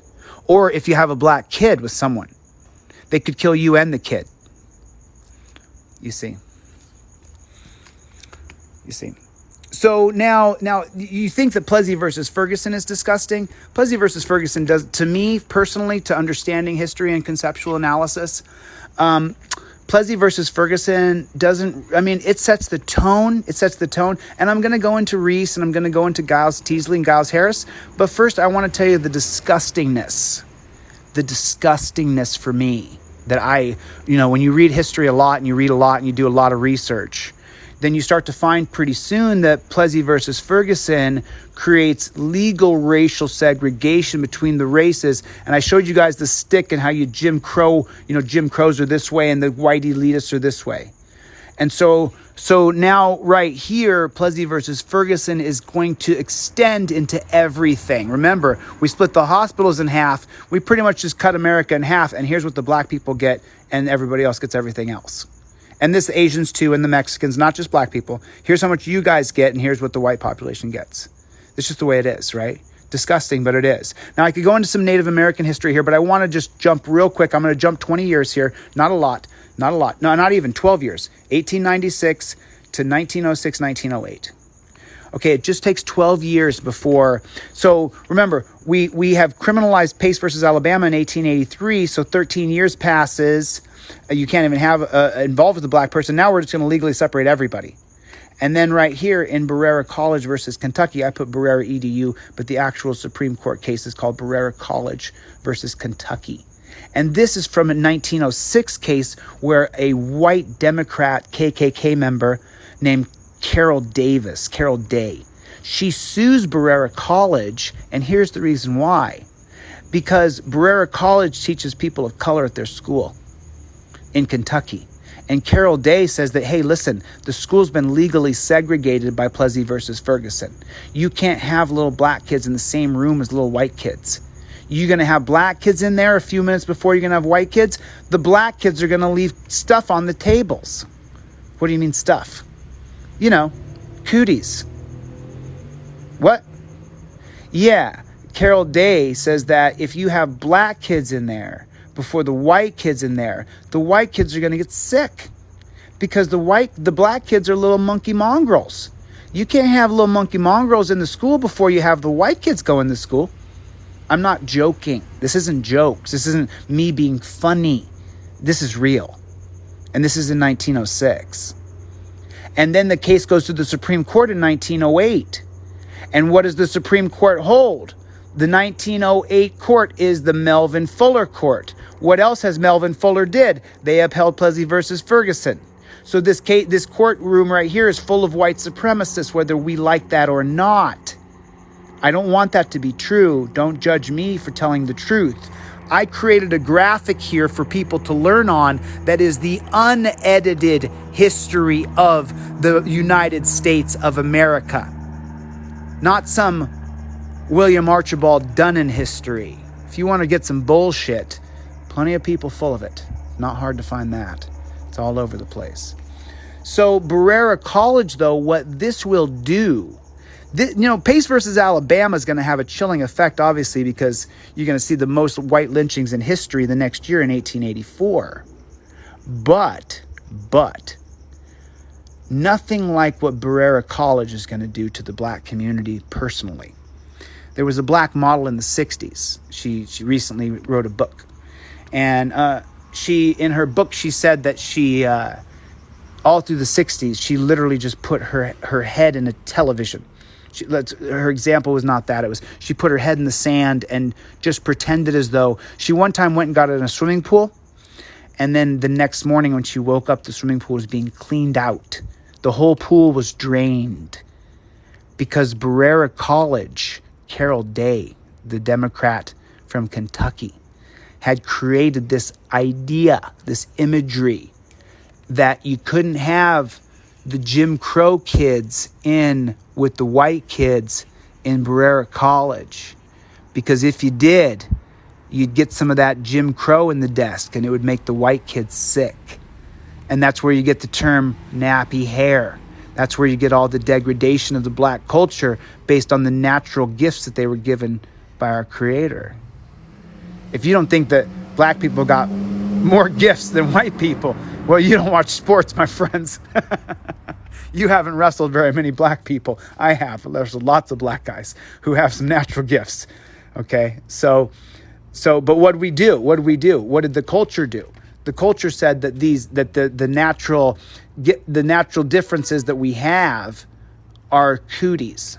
So this is going to cause a chilling effect between the black community and the white community that will last for a century. And am I wrong? 1908? Just go forward. 2008. Are things cooling down? Are they getting warmer? How do you think things are relations between black people and white people? I think between you and I, between commoners, it's getting pretty good. But we have such a low level of education in our country that you can't possibly have any kind of reasonable dialect because people have to buy into a duopoly.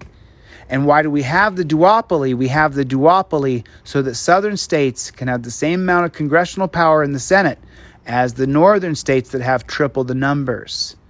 Our entire government is set up on a racist system. Whether I like it or not, they tried to embody the principles of Charles Montesquieu, The Spirit of the Law, 1748. But this book was published in English in 1750. You can get it. It's called The Spirit of Laws, I believe, and there's multiple volumes of it. I have scanned one of those volumes. So you can get that. So now as we move forward, Oliver Wendell Holmes, we were here, and then I don't want to get into Taft because it'll just piss me off. He's a piece of shit and he doesn't have anything to offer in this conversation. So now as we come forward here, so now this lynching chart's going to happen here. And as we're coming forward, I was going to go into Bad Elk here. the 1900 case of bad elk.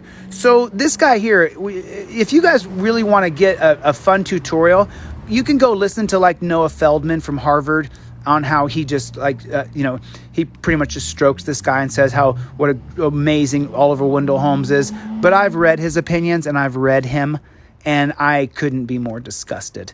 So in the bad elk case, the 1900 case of bad elk, what this case is going to do is the current resisting arrest laws that we have on the books today are based on the bad elk case of 1900. The opinion is going to be written by Rufus Peckham. Looks a lot like this guy, just fugglier. Rufus Peckham is going to write the opinion that you cannot resist police, and that's in the year 1900. That law is on the books today. You cannot resist police. Even if there's a camera, yes. Even if the cop's wrong, yes. That's passed by the last bastion of white supremacy, the Supreme Court. So now as we move forward a little bit, Giles versus Harris, Jackson Giles is going to sue for his rights. You know, I took Booker T. Washington off here. I might put him back on just because I always reference him. So I may put Booker T. Washington back up here. If you guys have not read about Booker T. Washington, he's an interesting read through history. You guys go by my website and pick up this wall graphic. It's on my website, Delete Laws. I appreciate you guys coming by tonight. I think tonight's been a pretty good session. Let me flip around for a minute and say hello to everybody. How is everybody? My name is Chili Castro. Are there any first-timers here, second-timers? Anybody been here before? Is anybody new to this channel? Is it your first time on my page? Is it the first time that you've been here? Did you get to learn something tonight that you didn't know yesterday? I hope that you did. I hope that you guys got to pick some stuff up. And, my big thing is overturning Terry. And so that's, I've pretty much dedicated my life to doing this. I've done a few things in my life, but nothing quite as important as this, to be honest. So this has been quite an experience. And the fact that, there's thousands of you on here is incredible to me because, I'm the smartest dumbest smart guy that you might ever meet. Really. So I'm honored and humbled by this amount of people who've come and listened. And I'm just a human being who's flawed and erred like everybody else. So thank you for allowing me to teach you guys some stuff. I appreciate it. I do have these on my website, and if you guys don't have any funding, I will give that to you for free if you contact me. I would prefer that you went through my website to contact me, but if I get your email address in any way, shape, or form, I will send you everything that I have digitally. I'll send you everything I have so that you learn it. I'll give it to you absolutely for free. Some people do buy them. I appreciate it. This graphic, it's on the site now. This graphic's available now. So it's coming out now. It's pretty exciting. It's been a pretty exciting time. So let's go back to teaching here just a little bit. Oliver Wendell Holmes fought with Abraham Lincoln. He fought and killed people in the Civil War to abolish slavery. So while I do bash Oliver Wendell Holmes, he was in the Civil War at 18 years old. This man was in the Civil War at 18, and he did fight and kill people. And he was a general for Abraham Lincoln. Not a general. He worked his way up, but he did work his way up. He got pretty high up there. He was a savage, man. The guy was a savage. I once heard a dissertation about Oliver Wendell Holmes by a scholar. I heard a dissertation. I read a dissertation that a scholar had written about Oliver Wendell Holmes. And the first thing that the dissertation said when I began to read it, was Oliver Wendell Holmes doesn't deserve to be alive. That's the beginning of the law scholar who wrote a paper about Oliver Wendell Holmes. Oliver Wendell Holmes doesn't deserve. He was the most gruff. Like you take a look at him and you think that's just a look. No, that's really him. He's a white supremacist, believe white people are better than black people. He was a hardcore. This guy murdered people. He killed people with his bare hands in the Civil War. He was a savage. This guy was literally a savage. So, and then as you go down the history of time here, and we talk about Hugo Black, a lifetime member of the KKK, one of the most influential Supreme Court justices. I talk to people on TikTok all the time, and I think today I'll end up probably talking to 60 or 70,000 people by the time I get off TikTok. I ask everybody if they know how to go into Wikipedia and fix his Wikipedia page, because they keep writing about how he left the KKK and became some great civil libertarian. Well, let me tell you something, friends. If you don't know by now, I read a lot. I've read his cases. He was not a great civil libertarian. He had a couple cases where he said some shit where he kind of shined, but he was the lead inquisitor in Terry v. Ohio. And in the lead inquisition, inquisitor means someone who questions you, inquisitor, questioner. So sometimes I say things and I don't think that everybody understands the different terminologies. And so when I said he lead the inquisition into John Terry's trial, Hugo Black was the lead questioner. He was the lead inquisitor into John Terry's position in Terry versus Ohio. He was also a lifetime member of the KKK. He was put on the Supreme Court. The very first person that was appointed to the Supreme Court by Franklin Delano Roosevelt was Hugo Black in 1937. He had been Senator of Alabama from 1937 to 1927. He was born in Clay County, Alabama in 1886 here. So this man, a member of the KKK, he's born in Clay County, Alabama in 1886. From 1886 all the way up till 1896, that's 10 years right there. Hugo Black will be in Clay County, Alabama, and 16 people will be lynched before he's 10. So then from 1896, come up here, 1906, now Hugo Black is a 20-year-old man. And so in 1906, in case you guys didn't know, those white lynchings were terrible in 1884, but the black lynchings all throughout the 1890s and 1900s were the heaviest of all times in history that we know of here. Now, of course, as you know from Canada, there's all kinds of things that they've done to Indigenous people that we simply don't know about, and we only find out when we find the graveyards. However, at this time period in American history, as you can see how deep blue it is through here? Those are black bodies hanging from ropes. And these are just the ones that were counted. So when Franklin Delano Roosevelt's going to take office in 1932, 5 years later, he's going to appoint his first Supreme Court personnel. What's the message he's going to send to white America? Is the first message he's going to send is that I'm going to appoint Hugo Black to the KKK. So remember what I said? Remember all this. There's no TV here, guys. Okay? There's no flip phone. There's no television. What do? You read, especially if you can read and write. Reading and writing wasn't just something back here that you would brag about. No. Reading and writing was something you were proud of all the way up until the 1950s and 60s. And if you were black, you were learning how to read in these time periods. You think I'm kidding? Number one rule of black codes enforced until 1954. Instill fear in the black community. Do not let them read. If they learn how to read, cut their tongue out. They can't read and then speak about what they've learned. Do you understand? Why do you cut their tongue out if they learn how to read? Because we can't have them say what they've read to the other slaves. So the message that Franklin Delano Roosevelt's going to send to white America by appointing Hugo Black to the KKK in 1937 is that I got your back. So now right here, Franklin Delano Roosevelt, and here's the great big screw you of this racist system created. We know the whole thing was created. 17th Amendment's passed. We vote senators in 1913. So we don't vote for senators till 1913. And we still have that 2-senator rule so the South can keep up with the North. So we have the same shitty level of representation with the people 1/3 of our size. And we still have to put up with their racist goddamn representatives. It makes me sick to my stomach. Can you guys get rid of those freaking racists in the South and your representatives? It's disgusting. Alabama, Louisiana, South Carolina, I'm talking to you. Get rid of those people.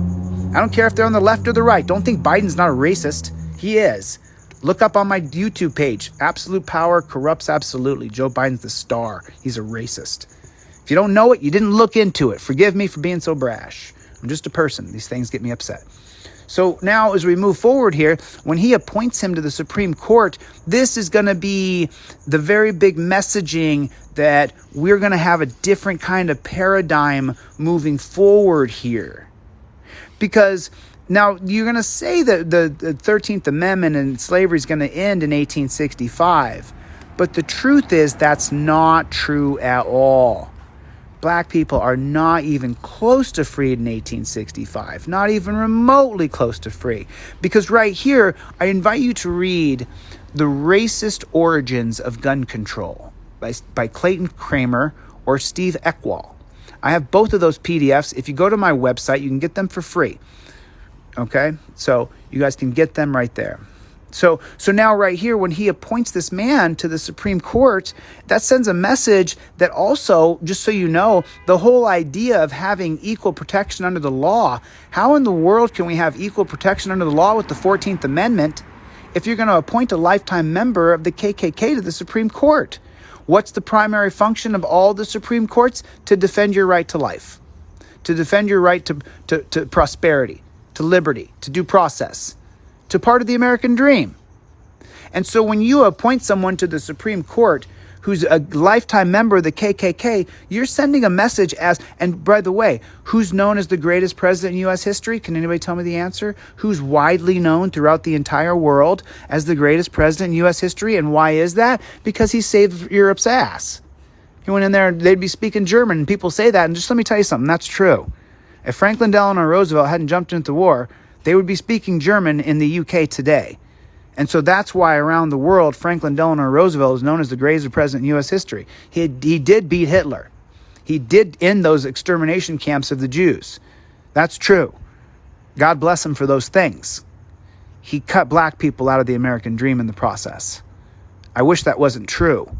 However, Corrigan versus Buckley, the 1926 case, when he took office in 1932, he could have done something about it, and he didn't. So Corrigan versus Buckley, the 1926 case, what this is going to do is create legal racial, what's called, I'm sorry, my brain just farted there. It's called a covenant, a racial covenant. The 1926 case of Corrigan versus Buckley is going to create racial restrictive covenants. So in other words, if you buy your house and then inside the deed to your house, before you bought your house. Because remember, we're going to hit a bad depression right here, in case you guys didn't know. We're going to hit a global depression right through here, 1929, 1930. So at this time period, we have something called the projects. Maybe you guys have heard of those. But we don't have just black projects back here. We have a black project and we have a white project. Because remember, we're still living on the terms of Plessy versus Ferguson, that even though everybody's standing in bread lines and everybody's starving, you have to starve over there, and we'll starve over here. This is the thinking of white supremacy. So then, right here, when you get to the 1926 case of Corrigan versus Buckley, they're going to say that you can't sell your house to a black person because that's going to break up the neighborhood. Because when you talk about redlining, you have to understand, redlining is the bottom line. But there's 4 lines in the real estate game, right? You have to know the 4 lines if you're going to understand them, all right? And the top line is going to be a green line. All white people here. This is an amazing neighborhood, okay? And then underneath that is going to be a blue line. And the blue line is this neighborhood is slightly declining. We do have some black people in these neighborhoods over here. That's a blue line, like the thin blue line. And then you have a yellow line. A yellow line, Corrigan versus Buckley, is going to be about lots of blacks and Mexicans in this neighborhood. And then, of course, a red line on the bottom is going to mean that's a mostly predominantly person of color neighborhood. And what does that mean? In case you didn't know, that means that Congress, the people who we vote for, the folks that we vote for in a democratic republic, when it's a red line, they're now going to cut funding to the schools. They're going to cut funding to the hospitals in the red line districts. They're going to cut funding to the roads. They're going to cut funding to the parks. Redlining has much bigger implications federally than it did federally and state. What I mean at the state level, federally, state level, in your local state. Because once they see the red line around that, well, then the federal government or your state government isn't going to put any money into that, because that's a dehabilitated neighborhood. Why? Because there's black people there. I wish this was fake. I wish I was making these things up. I'm sorry that I'm telling you guys the hard truth. But if you want to get an edited version of history, there's other channels you can go to. There's people out there ready to lie to you. So now here, as we move forward, we move down. So now, just in case you guys don't know, I told you that this time period in history, when Franklin Delano Roosevelt, and just so you know, this is the leader of the king kind of leadership. He took the reins in 1932, and then he took over every branch of government. He took over every single branch of government. He went to the Supreme Court and he said, you guys are going to pass my New Deal regulations. And they said, fuck you, and they passed Caroline products. I don't know. They could have colluded together because he was funded by the dairy industry. So he had money coming in from them. And so when the Supreme Court did Caroline products, they say that the Lochner era ended in 1937. But then they passed Caroline products in 1938, which is a total monopoly for big business. So I don't understand if that's truly the end of the Lochner era. But now as we move forward in history, and we remember, I brought up Hugo Black for a very specific reason. Because Hugo Black is going to get put on the court by FDR, but his role in the court is going to be one that leaves an impression on our country till now. He's the reason why today police can walk up to you and grab you. He's the reason. And let me explain it to you. Because he's not much of a leader. He's a real follower. He's really dumb. He's not a bright guy. Listen to him speak. I've listened to dozens of his cases on oyez.org, oyez.org. But if you want to listen to him speak, go to my YouTube page, Delete Laws. Go to my YouTube page, Delete Laws, and listen to Overturn Terry. I break this motherfucker down. He is a piece of shit. And I guarantee you he is burning in hell if there's a hell to burn in. This man is in it, and may God have mercy on his soul, because I cannot forgive the things he has done. I'm just not good enough as a person. I'm sorry. Because what this man did left a mark on our country that has contributed to an outright prison state, police state, where we throw people in a dungeon for decades and decades because we don't like them. And I say we, because we've allowed this to happen to people. And then your boy Obama, I put him right above it. Because while the prison system tapered when he got into office, it wasn't because of him. He didn't do anything to help his people. He really failed us all, and I campaigned for him in 2008. I regret it. I really wish I had never even said his name. He's not quite as bad as Ronald Reagan. Ronald Reagan created the for-profit prison system, but he's right in the same ranks as George W. Bush and not Nixon. Nixon's the bottom of them all. He's the bottom of them all. He's the heel of everything. Him and Trump and Andrew Johnson and Joe Biden. No, Biden's not as bad as George W. Bush or Reagan. Reagan had a real profound... No, I don't know. Joe Biden... Okay, so let me just show you something. So here's the prison industry here, right? The prison industry, just so you go back to the prison industry here. And the prison industry, this is starting at the inception of our country in 1607 when we very first get here. The very first line represents 100,000 people. And then the next bar says prison population. So now if you look up here, I'm going to scroll up a little bit. Look at the year 1607. And then I jump 150 years here because I really wanted to talk about only American history where my assets lie. Because I'm only smart in certain areas and this is the only one I'm in. So right here, there's really no prison, man. We're not because remember, we came over here from England, and what had been going on in England? What had been going on in England? Can you guys tell me what was going on in England? What was going on in England was a lack of liberty. You didn't have any freedom. There was no freedom. You would have the kings come in and just run roughshod over everybody and ruin lives.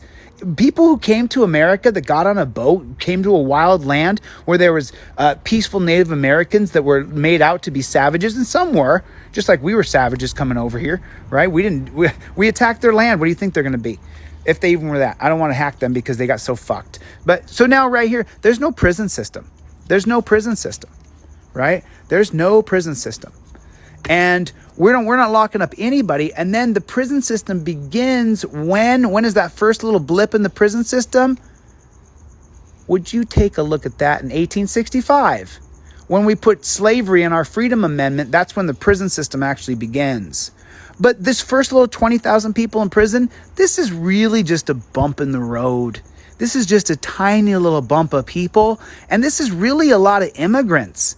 Because remember, the 13th Amendment says if you're gonna either be a slave or you're gonna get lynched. So a lot of black people, they either get lynched or they go back to the plantation. But they don't go to jails very much. The jail, if you study the history of prison as I have done, it's mostly white people. These are mostly white folks in prison. I'm not kidding. Look it up. Go to the Department of Justice statistics and look at the prison system. You can get as far back as 1820 with some pretty accurate statistics. 86% white people in prison here. 86%. And so then you go, well, when did the prison system jump? When did we actually get a prison system? We have this. I mean, how did we get to here from absolutely no prison system in our country being founded on liberty? Well, we got here by prohibition. You see that? Remember, I said that first line right there represents 100,000 people. That's a lot of people, right? So this little tiny blip back here when slavery's abolished, this is because they just build prisons. They got to put some people in them. So they throw just a mix of black and poor white people and drunks, and they're throwing people in jail. But there's no organized prison system like we have today. There's nothing like that because that's not what our country's founded on. And so then as we come over here, now prohibition kicks in, and man, it goes up 3-fold in just 13 years. And now this is where you're going to get the modern day capitalists who are going to seize this based on using racism to criminalize cannabis because they don't want the fossil fuel industry that John D. Rockefeller has just diversified in 1911 right here. The reason why the Harrison Act is passed in 1914 is because the Harrison Act is because Standard Oil is broken up in 1911. Standard Oil is broken up in 1911. The Harrison Act is passed in 1914. And that's all because John D. Rockefeller sold his company to a bunch of white people. And they saw this thing called Mexican hemp and Indian hemp, and they didn't want to compete with the fossil fuel business. And then it just so happened that the Secretary of Treasure's future son-in-law, he'd be dating Andrew Mellon's daughter, he's the head of the Federal Narcotics Agency in 1930. Well, what does Harry Anslinger see? That if you criminalize a chemical, we can put tons of people in a dungeon. He already hates black people. And so he's like, you know what? I want to protect my father's empire. So what I'm going to do is I'm going to criminalize cannabis. So then he goes to his daddy and says, hey, daddy, write a law that you can't get a tax receipt to get marijuana, and then I'll enforce it. And Andrew goes, you know what? That's a great idea, son-in-law. So then right here in 1937, they're going to pass the Marijuana Tax Act. Do you ever wonder why it was called the Marijuana Tax Act? That doesn't make a lot of sense, does it? Why would it be called the Marijuana Tax Act? Because it's passed by the Secretary of the Treasury. He writes that because he's protecting his oil fossil fuel industry. But then what's going to happen here in 1937, after he makes that tax act, he's going to die. He dies. Whoosh, Andrew Mellon's dead. Who takes over the throne? Harry Anslinger. Just so you know, if I was looking him up, I'm constantly researching Anslinger every other day. I look him up constantly. I just found out that he died super, super rich. He was a cop from 1934 to 1974.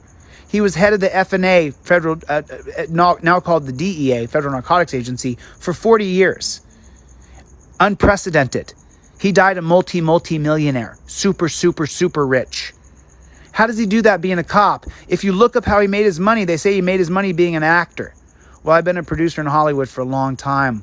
There's no footage of him being an actor. So how did he make all of his millions of dollars? He inherited the money from Andrew Mellon, and then he criminalized cannabis using the guise of racism, and our Congress sock bought and rolled that for white supremacy because our entire country was based on making sure that you kept the super white elitists happy and rich. And so when Congress heard from Harry Anslinger that smoking marijuana made darkies think that they were as good as light people, then they said, let's criminalize that shit. And then you guys talk about the World Health Organization today. Well, in 1961, they gave a speech at the Single Convention on Narcotic Drugs right here when Harry invited them over, and they said that marijuana turned your kid into an axe murderer. It had two things. Number one, no commercial viability. Number two, no pharmaceutical viability. Marijuana could be the cure for cancer.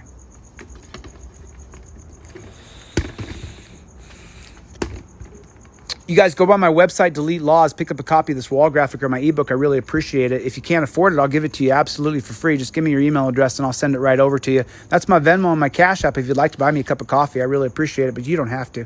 I'm down with it either way. I'll teach you either way. I'll be here tomorrow.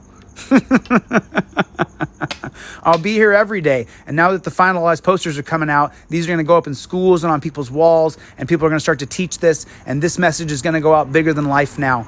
I only need to live for a few more weeks to get these really out to everybody. These will go out everywhere. People will have these all over their walls. People will say, my God, did you see that Terry v. Ohio is the linchpin of death? Did you see that Terry v. Ohio, after Terry versus Ohio, the world just turns to shit? We lock people up and forget about them. They can be RAPED, killed. They get, oh, it's the worst. It's the worst. It's the worst. It's Terry, my friends. It's Terry versus Ohio. You guys know what I did today? You know what I did today? Because I'm hard, I'm either researching or reading, or I'm on my computer, or I'm creating graphics. I'm trying to figure out a way to reach the next person who will take the ball from me to go teach their friends and their family that Terry v. Ohio is the actual linchpin of death that's killing our country and could ruin the American dream. It's Terry versus Ohio. And today, because I was out and about and I was running errands, getting the poster ready and stuff, because I got to ship this out to a bunch of people this week, I literally was just, I just saw young black men who I would just picture that I would have to film them later, or I would have to read about their story later just because they look like they're black. And so I'm just walking up to people and telling them it's Terry versus Ohio, bro. Like people I don't know. I'm walking up to total fucking strangers. And I'm going, hey, bro, what's up, man? My name's Chili DeCastro. How you doing? I teach civil rights. I want to tell you so you go tell your friends that it's Terry versus Ohio. So I literally sold some guy today. I said, do me a favor. If you ever hear someone say racist police, can you do me a favor? Can you shut him down? Shut him down.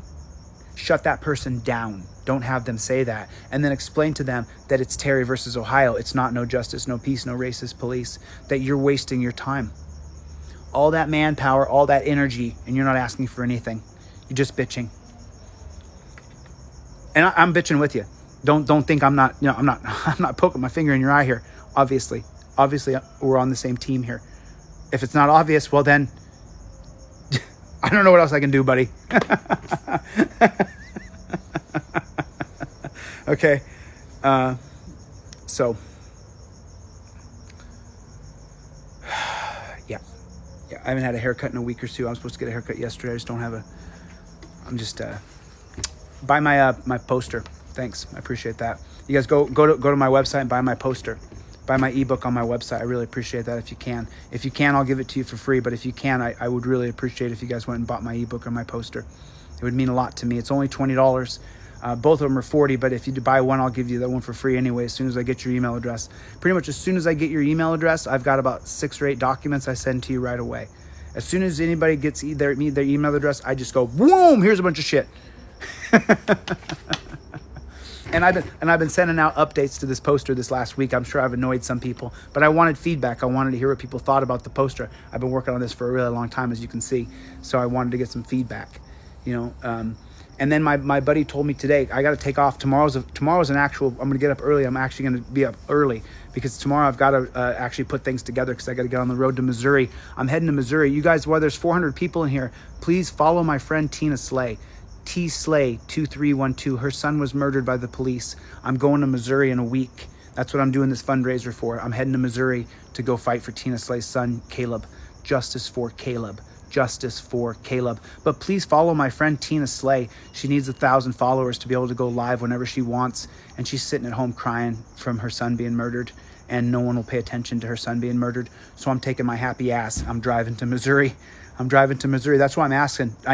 My buddy told me yesterday, he said, Chili, it's clear what you're doing. You just have to tell people, please go buy my book. You're giving them away in the thousands. I get it. And I am. But I have to just be more bold and say, please buy my book. And if you can't, I'll give it to you for free, but please go get my book. It's on deletelaws.com.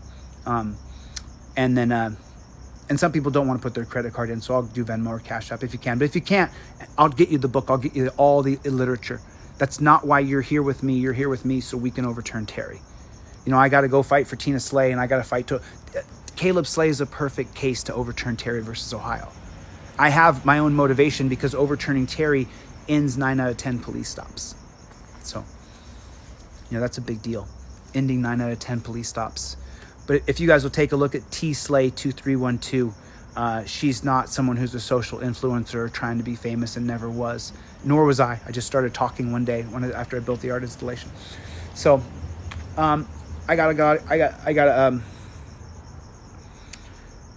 yeah, I'd appreciate it if you guys picked up my book or my poster, or if you just let me know that you needed it and you wanted it, and so then I could get it to you.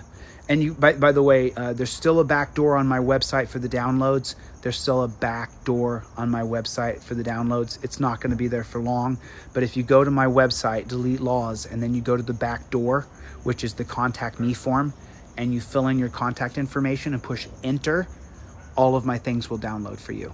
Don't do it on your phone. It won't work. It'll work on your laptop or on your desktop. You go to my website, Delete Laws, and then you go to the contact form and you type in your contact form, push enter, and all the downloads appear on your browser. Because I wanted you guys to get them, but at the same time, I wanted you guys to have to register to get them. And then a friend of mine does the website stuff, and then I had someone else jump in and do the website stuff. But I just, through the different things, I was able to create a back door, fortunately, so that people can get the downloads without having to pay any money, you know, because I want you guys to get the data. It really matters that you know the data. It really matters, you know. This is super important. You know, and a lot of people do things, and they do things, and you'll hear them say, you know, whatever you're doing is the most important thing in your life, and it's probably not going to affect a lot of other people, and you have to be okay with that. You know that as you go through and say you're doing your dissertation for your PhD in philosophy, and to you, you've been studying Descartes, and you've been studying the Enlightenment thinkers, you've been studying Jean Locke and Montesquieu, and you've been reading the books of philosophers, and when you get into the when you get into the Carl Sagan philosophies, when you get into Carl Sagan, if you read Carl Sagan, you will start to open your mind in ways that you didn't know possible. When you just read a few articles of Carl Sagan, Sagencarl, man, you will start to see the world in a different perspective, and you will realize that you have been planted in a box, and it's not your fault. That you didn't get to see. How many of you guys knew the reference to Jim Crow? How many of you guys knew that your rights were stripped away with Terry versus Ohio? You probably didn't know that. And it's not like, you know, I just happened to have my door kicked down and no knock raided, so that's what made me the way I am today. But you didn't know the information. And don't... It's just me and you here. I'm not trying to big up anybody. What I'm trying to say is, why were you kept in the dark? How come no one told you this before? Why didn't everyone ever tell you? It doesn't matter if you vote blue or red. The Supreme Court is giving our rights to the police. Literally giving your right to the police. How come no one ever told you that before? Because it's a great big secret. It's a great big FU. What they gave you is, hey, root for Ruth Bader Ginsburg because she's a woman. I vote for people based on the content of their character. And Ruth Bader Ginsburg is not someone I would vote for Supreme Court Justice, nor Anthony Scalia. So there's a big hypocrisy which we easily understand. I can teach it to you in 5 minutes. And it's this. So I put Ruth Bader Ginsburg and Scalia together, and I actually put them, Ruth Bader Ginsburg died after Scalia. He was on the Supreme Court from 1986 to 2016. She was on the Supreme Court 1993 to 2020. Now, the things that they did are atrocious. What they actually did on the Supreme Court is very bad. It's not good. So let's go Scalia first, and then I'll tear Ruth Bader Ginsburg apart, because they're both easy to destroy because they're both frauds. And before I tear them apart, let me just preface this by telling you that the things that I'm going to tell you, unless you've been here before, you didn't know about these people. You were sold a bag of goods, weren't you? Did you know? Did you think you'd come on here and someone would say what a piece of shit Ruth Bader Ginsburg is and what a piece of shit Anthony Scalia is in the same breath? You wouldn't think that someone would come on TikTok and say that out loud, right? But once again, we're talking about the unedited version of history here. We're not talking about the edited version of history. So when you talk about Scalia and Ginsburg, you have to get into case specifics. You can't just talk about people and not know what they did. So there's 3 cases here that I surrounded Anthony Scalia with. And if you can see which 3 cases I underlined him with. Do you see the 3 cases that are underlined around Scalia? You see what I'm pointing at here? You got U.S. versus Lopez in 1995. You got the 2000 case of United States versus Morrison. And then you got the 2005 case of Gonzalez versus Reich. And so when you look at these 3 cases and they're around Anthony Scalia, you say to yourself, well, why does it really matter? Well, because I told you about how many people have been here the whole time. Anybody been here the whole time? Has anybody been here the whole 2 hours I've been talking here? We're based on theory of law. These fundamentals right here, I told you there's a back door on my website. You thought I was kidding. I'm not kidding. There's a back door on my website for all my products. Listen. Listen to me. Listen to me. I'm not joking. I'm not kidding.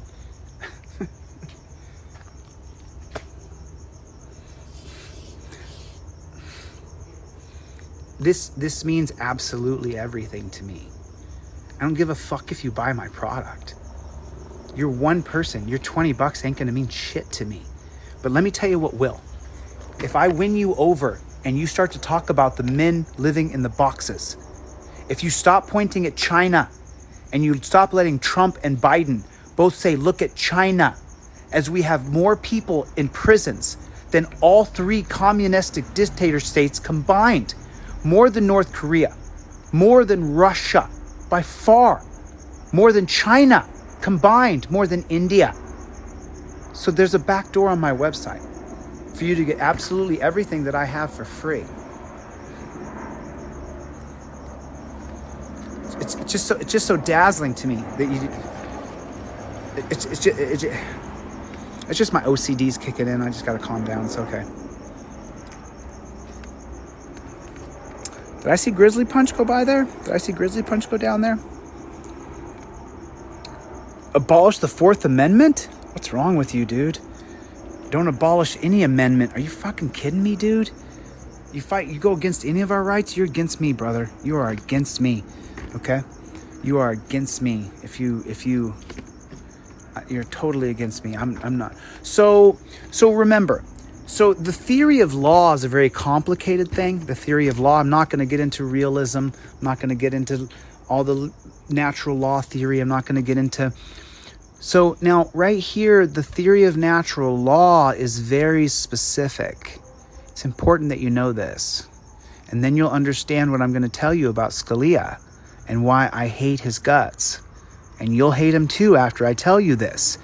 I'll prove to you Scalia's a fraud in 5 minutes. Here's how it works. We have these 10 amendments, right? Now, the 10th Amendment that I didn't list on here, I can list it because this is not the final print yet. I'm just showing it to everybody so I can get the feedback. So the 10th Amendment, unenumerated rights belong to the people, and that would be the 9th Amendment. The 10th Amendment is numerated. What does numerated mean? Numerated laws. Because remember, Congress writes laws. The president signs laws. He makes law. They write law. There's a big difference. They cannot make law unless they have the power of the people, 2/3 of the Congress, to override the executive. That's how they make law.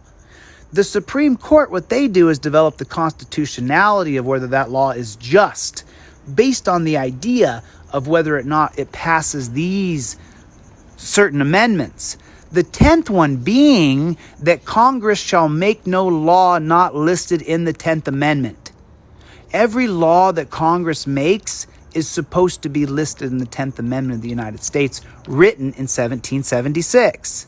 So that means every new law that Congress has written since 76 is completely unconstitutional. It shouldn't be there.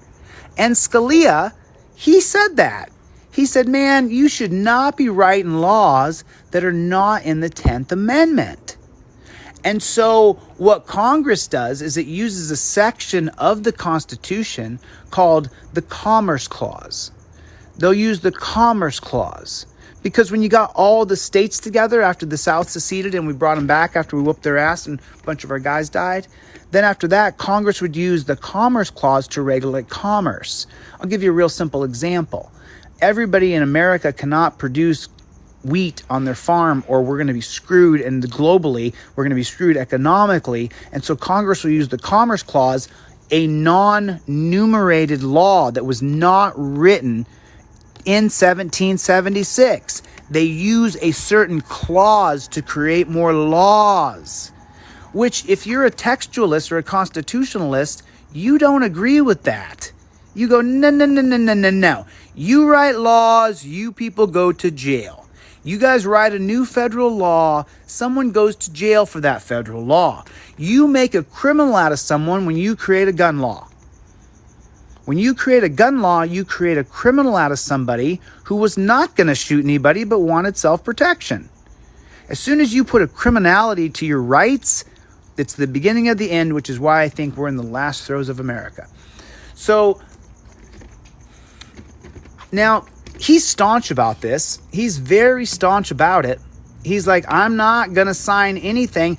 So what they do, that their power is that we did not give to them, is they can veto laws that the representatives who we vote for write and the president who we vote for signs. And they can veto those laws. It's called judicial review. It's disgusting, but it can happen. It's supposed to work in our favor. It rarely does. And so now right here, when U.S. versus Lopez goes to the Supreme Court, this is going to be a law based on gun control, that you can't have a gun within 500 yards of a school district, and they're going to use the Commerce Clause to create United States versus the Lopez law, where you can't bring a gun within 500 yards of a school. Because if you do, you're going to affect the commerce of gun sales. You can't have any commerce of gun sales. And Scalia says, pretty fucking thin. I don't agree.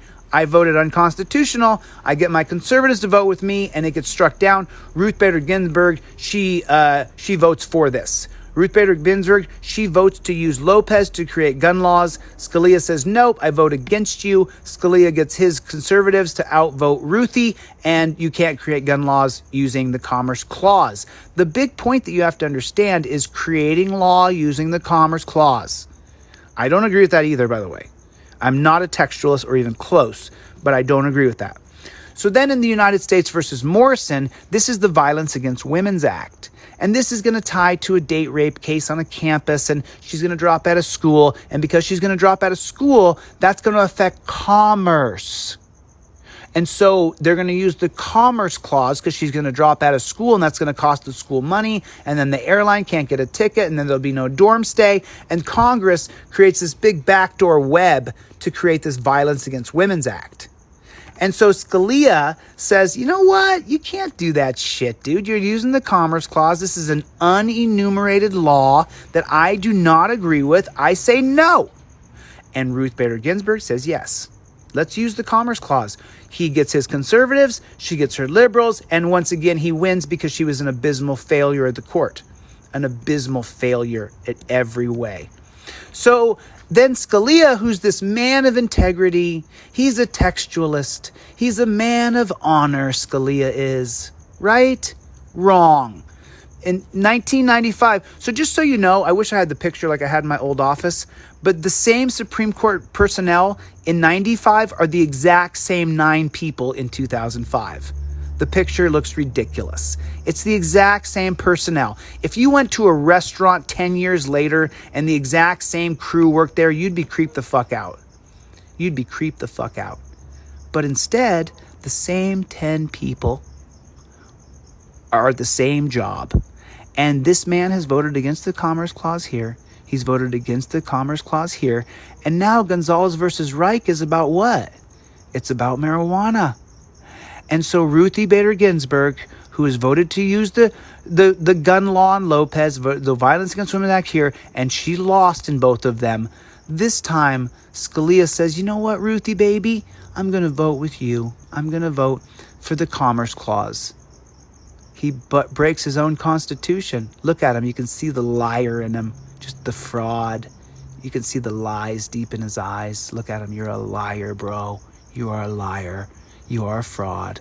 You have been outed by your own words. In your own cases, you put yourself in the public eye too long, and you were exposed as the fraud you were. I hope you like the devil. So now right here in Gonzalez versus Reich in 2005, what's going to happen? What's going to happen 2005 right here? There's still only 1.7 million people in prison. The number one crime in America today is what? It's marijuana. You mean to tell me that Ruth Bader Ginsburg voted with Anthony Scalia and he went against his own constitution to create Gonzalez versus Reich? And that's why marijuana is illegal today? That's why marijuana is illegal today. That's why marijuana is illegal today. And some people say, oh, marijuana is legal. No, it's not. Legal is not decriminalized. I should be able to grow marijuana right there and not have to deal with anybody's shit. Marijuana is a harmless plant. It's ridiculous. But the number one crime in every state, every city in America is marijuana. It's marijuana. Okay?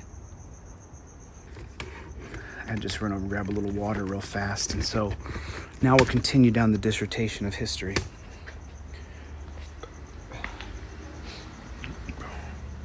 And so right here, we were, I believe we were here.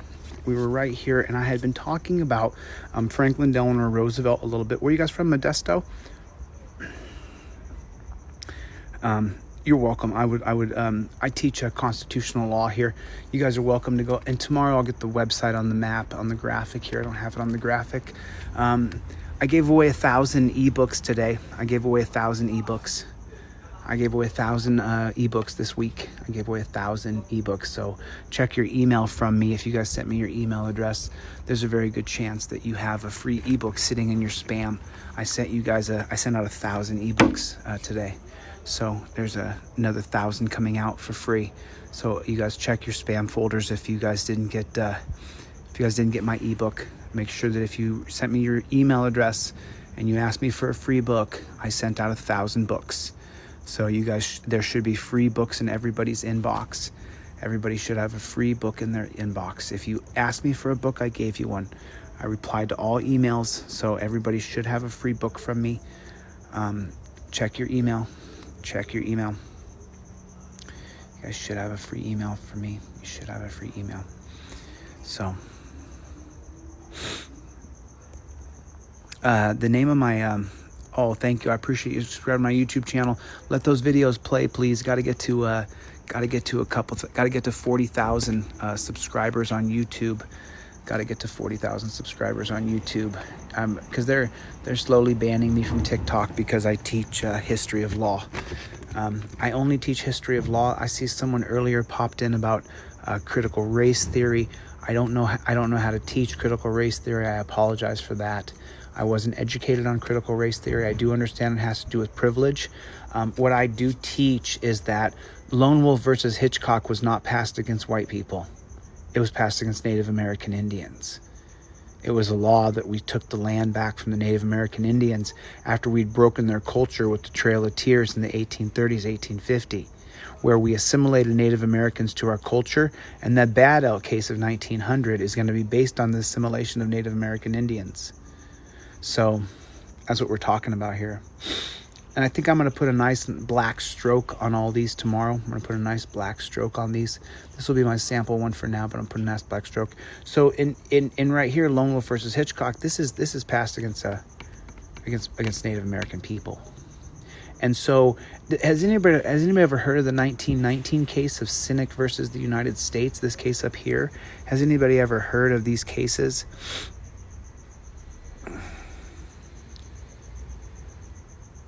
What does that say? I want to buy a chart, but I need a few more people of color added. Harriet, Nat, and Curtis. Well, just so you know, I didn't. And if you're new to my channel, what I talk about on my channel are the laws and the way the etymology of law happened. And so Don't get caught up in how many people of color are on the chart or how many white people are on the chart. Get caught up in the history of what I'm teaching you. And listen, I would like to get Harriet Tubman on here, but I also added Samuel Hammond Jr., who was massacred in South Carolina in the Orangeburg Massacre of 1968. If you guys have never heard of the Orangeburg Massacre of 1968, it's something you might want to look into. And then also I'm going to add on the 1967 riots. They were called riots, but they honestly could be traded out for the name massacre, because there really was no riot. It was more of a massacre. And this happens, and just so you guys know, you see all these freedom fighters here who were either executed by the police or murdered by KKK, all these people, you know, these people didn't just die for civil rights. These people died for the freedoms that we have today. And a lot of the things that they fought and died for, these people right through here, through the civil rights movement, these folks right here, a lot of the things they did, they died in vain.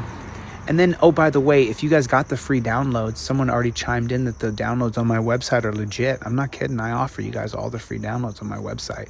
The 3 commissions, I know that at least one of the commissions is in those free downloads. I believe it's not the 72 NAP. I'm pretty sure it's the Mullen Commission of 1994. I'm pretty sure it's the Mullen Commission that's in those free downloads. Okay.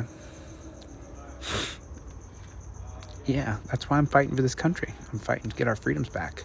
That's the whole point. That's the whole point of what I'm doing. That's the whole point of what I'm doing.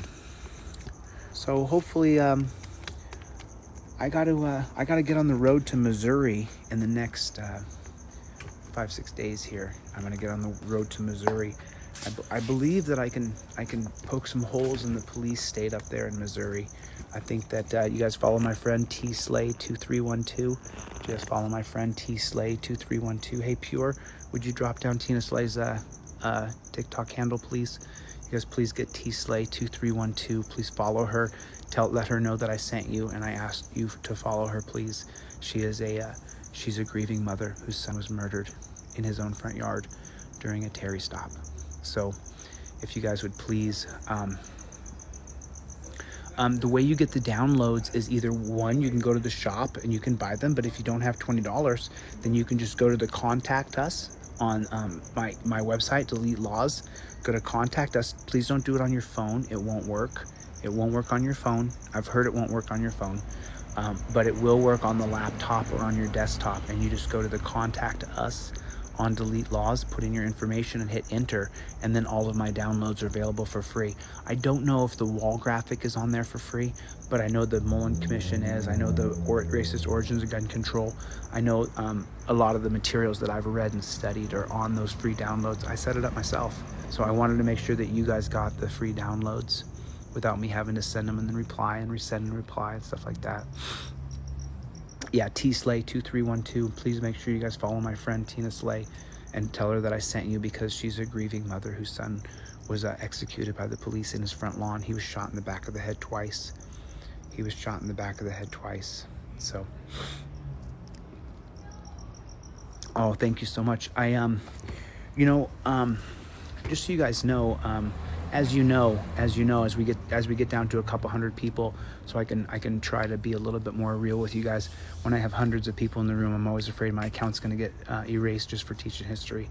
But as you guys know, we didn't know each other just a couple of months ago, and I want you guys to know the only reason that you've come here or you've heard of this channel is because I'm showing you exactly where to look about the problem and the problem of not being free in our country. And I ask people all the time, I say, hey, if you were driving down the road right now and a police officer pulled in behind you, what would happen to your stomach? What would happen to your heart? What would happen to your head? And then once that interaction began, would you begin to feel more comfortable or less comfortable with every question the cop asked you? Would you feel like you're being interrogated? Would you know how to talk to the police officer properly? Do you know how to say, am I being detained or am I free to go? Have you had that exercise done before? I think we're going to do an exercise. I'm going to do an exercise. And here's the exercise. Hey, do you know why I pulled you over? Am I being detained or am I free to go?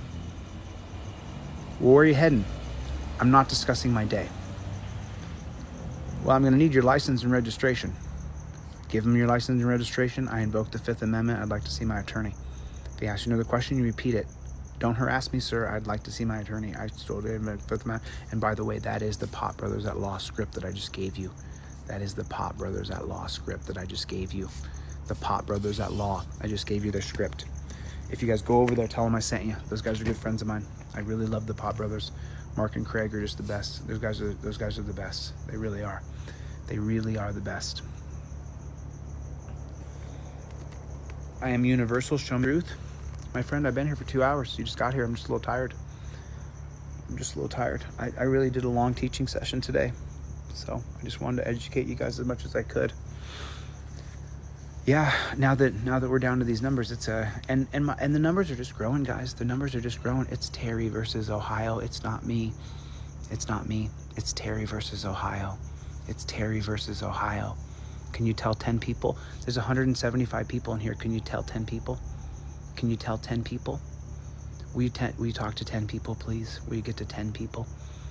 I want to do a project with Kim Kardashian. I think we could free 2,500 people a year. I think if with my brain into what I'm thinking with Kim Kardashian, I think we could free 2,500 people a year out of the dungeon. I think we could free 2,500 people a year out of the dungeon with Kim Kardashian. I have an exact plan I'd like to do, and I'm not interested in her in that way. You know, she's a woman, and I respect her as far as being a person, but I'm not interested in, like, you know what I'm saying? I have a project I'd like to do with her that I think we could free at least 2,500 people a year. I have a very specific project that I'd like to do with Kim Kardashian. And hey, the money's not bad, right? She's got some money, huh? You know what I'm saying? You're welcome. Thank you too. I appreciate it. Thanks, guys. I appreciate all your support. Thanks. I hope you guys got some stuff, and if you didn't, I hope you guys got the free downloads, and I hope you just tell 10 friends. You know, I hope you tell 10 people. It's definitely 4:20 for me, man. I'm ready to smoke a bowl and call it a night. I'm so tired. Please tell 10 people. I got to get a lot of watch hours on YouTube, guys. If you guys can please go to the YouTube page. Thank you guys for the support. I really appreciate it. This is 100% all I'm doing, and I'm not going to do anything else. I've put my apartment in storage. I'm buying a truck tomorrow, and I'm leaving here, and I'm going to the south. I'm going to the beast. I'm going to the belly of the beast, and I'm going to overturn Terry versus Ohio. I'm going to Washington, D.C. I'm going to overturn Terry versus Ohio. I'm going to overturn. We are going to overturn Terry versus Ohio. Yes, we. It's definitely we. Remember, I'm just one person. I have some good ideas and some stuff, but I'm just one dorky guy, you know. All I know is what I know. So, but we are one of the biggest live channels on TikTok, and it's because you guys come and listen, and I'm so super grateful. Hey, Pure, how you doing, hun? How you doing? Pure colored her hair. She had Pure colored her hair red. She showed me a video yesterday. Dawn is in here. Hi, Dawn. How you doing, babe? Hi, Dawn. How you doing? I'm so glad to see you. I really didn't look at the phone today. I just taught. I just stayed focused. I just taught.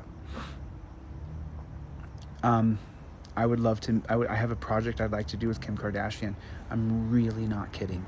I'm talking an in-depth project that on its surface, when you looked at it, you wouldn't know it's intended to free 2,500 people out of prison a year. You wouldn't know it. But I've created such an intricate, detailed computer system that would have to have some popularity to it, and that's what she would bring.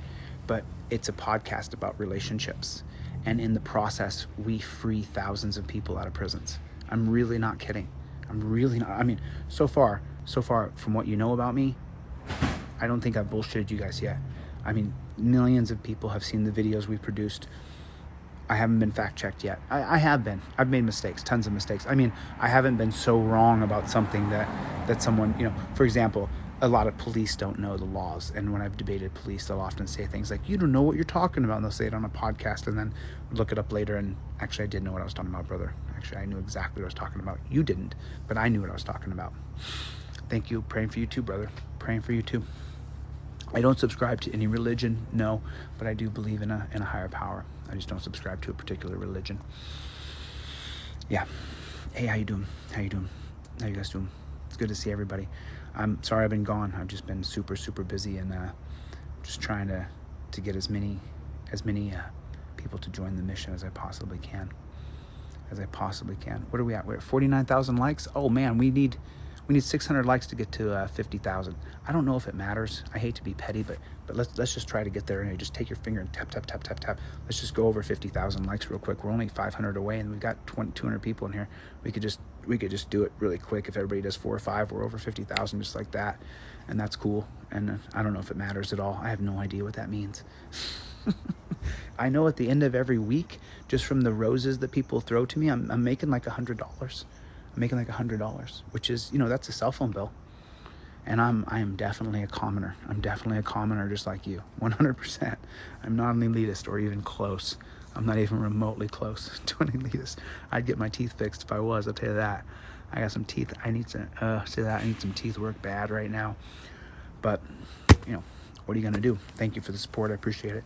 I'm just a regular guy, I just learned the laws, and I'm just teaching you guys so that if anything ever happens to me, you guys know exactly what to do. Thanks, Craig. I appreciate you coming by. You rock too. I'm literally no, the cops don't know the laws at all. And a lot of lawyers don't know the laws either. And you got to be really careful with lawyers because they're not the best sometimes. Sometimes they're really, really bad. They're really bad. So you really got to stay focused on what you're doing when it comes to the law. You really got to know. Thanks, Ken. I appreciate you, man. Thank you for the support. I really appreciate it. Yeah, at the end of the week, every week, I'm making like $100, which is $100 a week. That's $400 a month. That's a lot of money that people are throwing roses. That's a lot of money.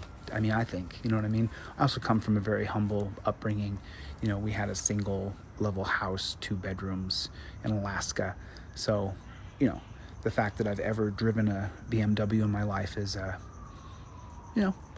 enjoyed some things. I made it pretty far in acting in Hollywood. I mean, it's pretty far from being nobody, So I got to enjoy some of the things that some of the elites get to enjoy. And sometimes I got to go to some elite parties and stuff, pretty cool. But at the same time, man, I'm not digging this culture at all. And so, is that Beastmaster? I see Beastmaster. Is that Tummy? Hey, Tummy, how you doing? Good to see you.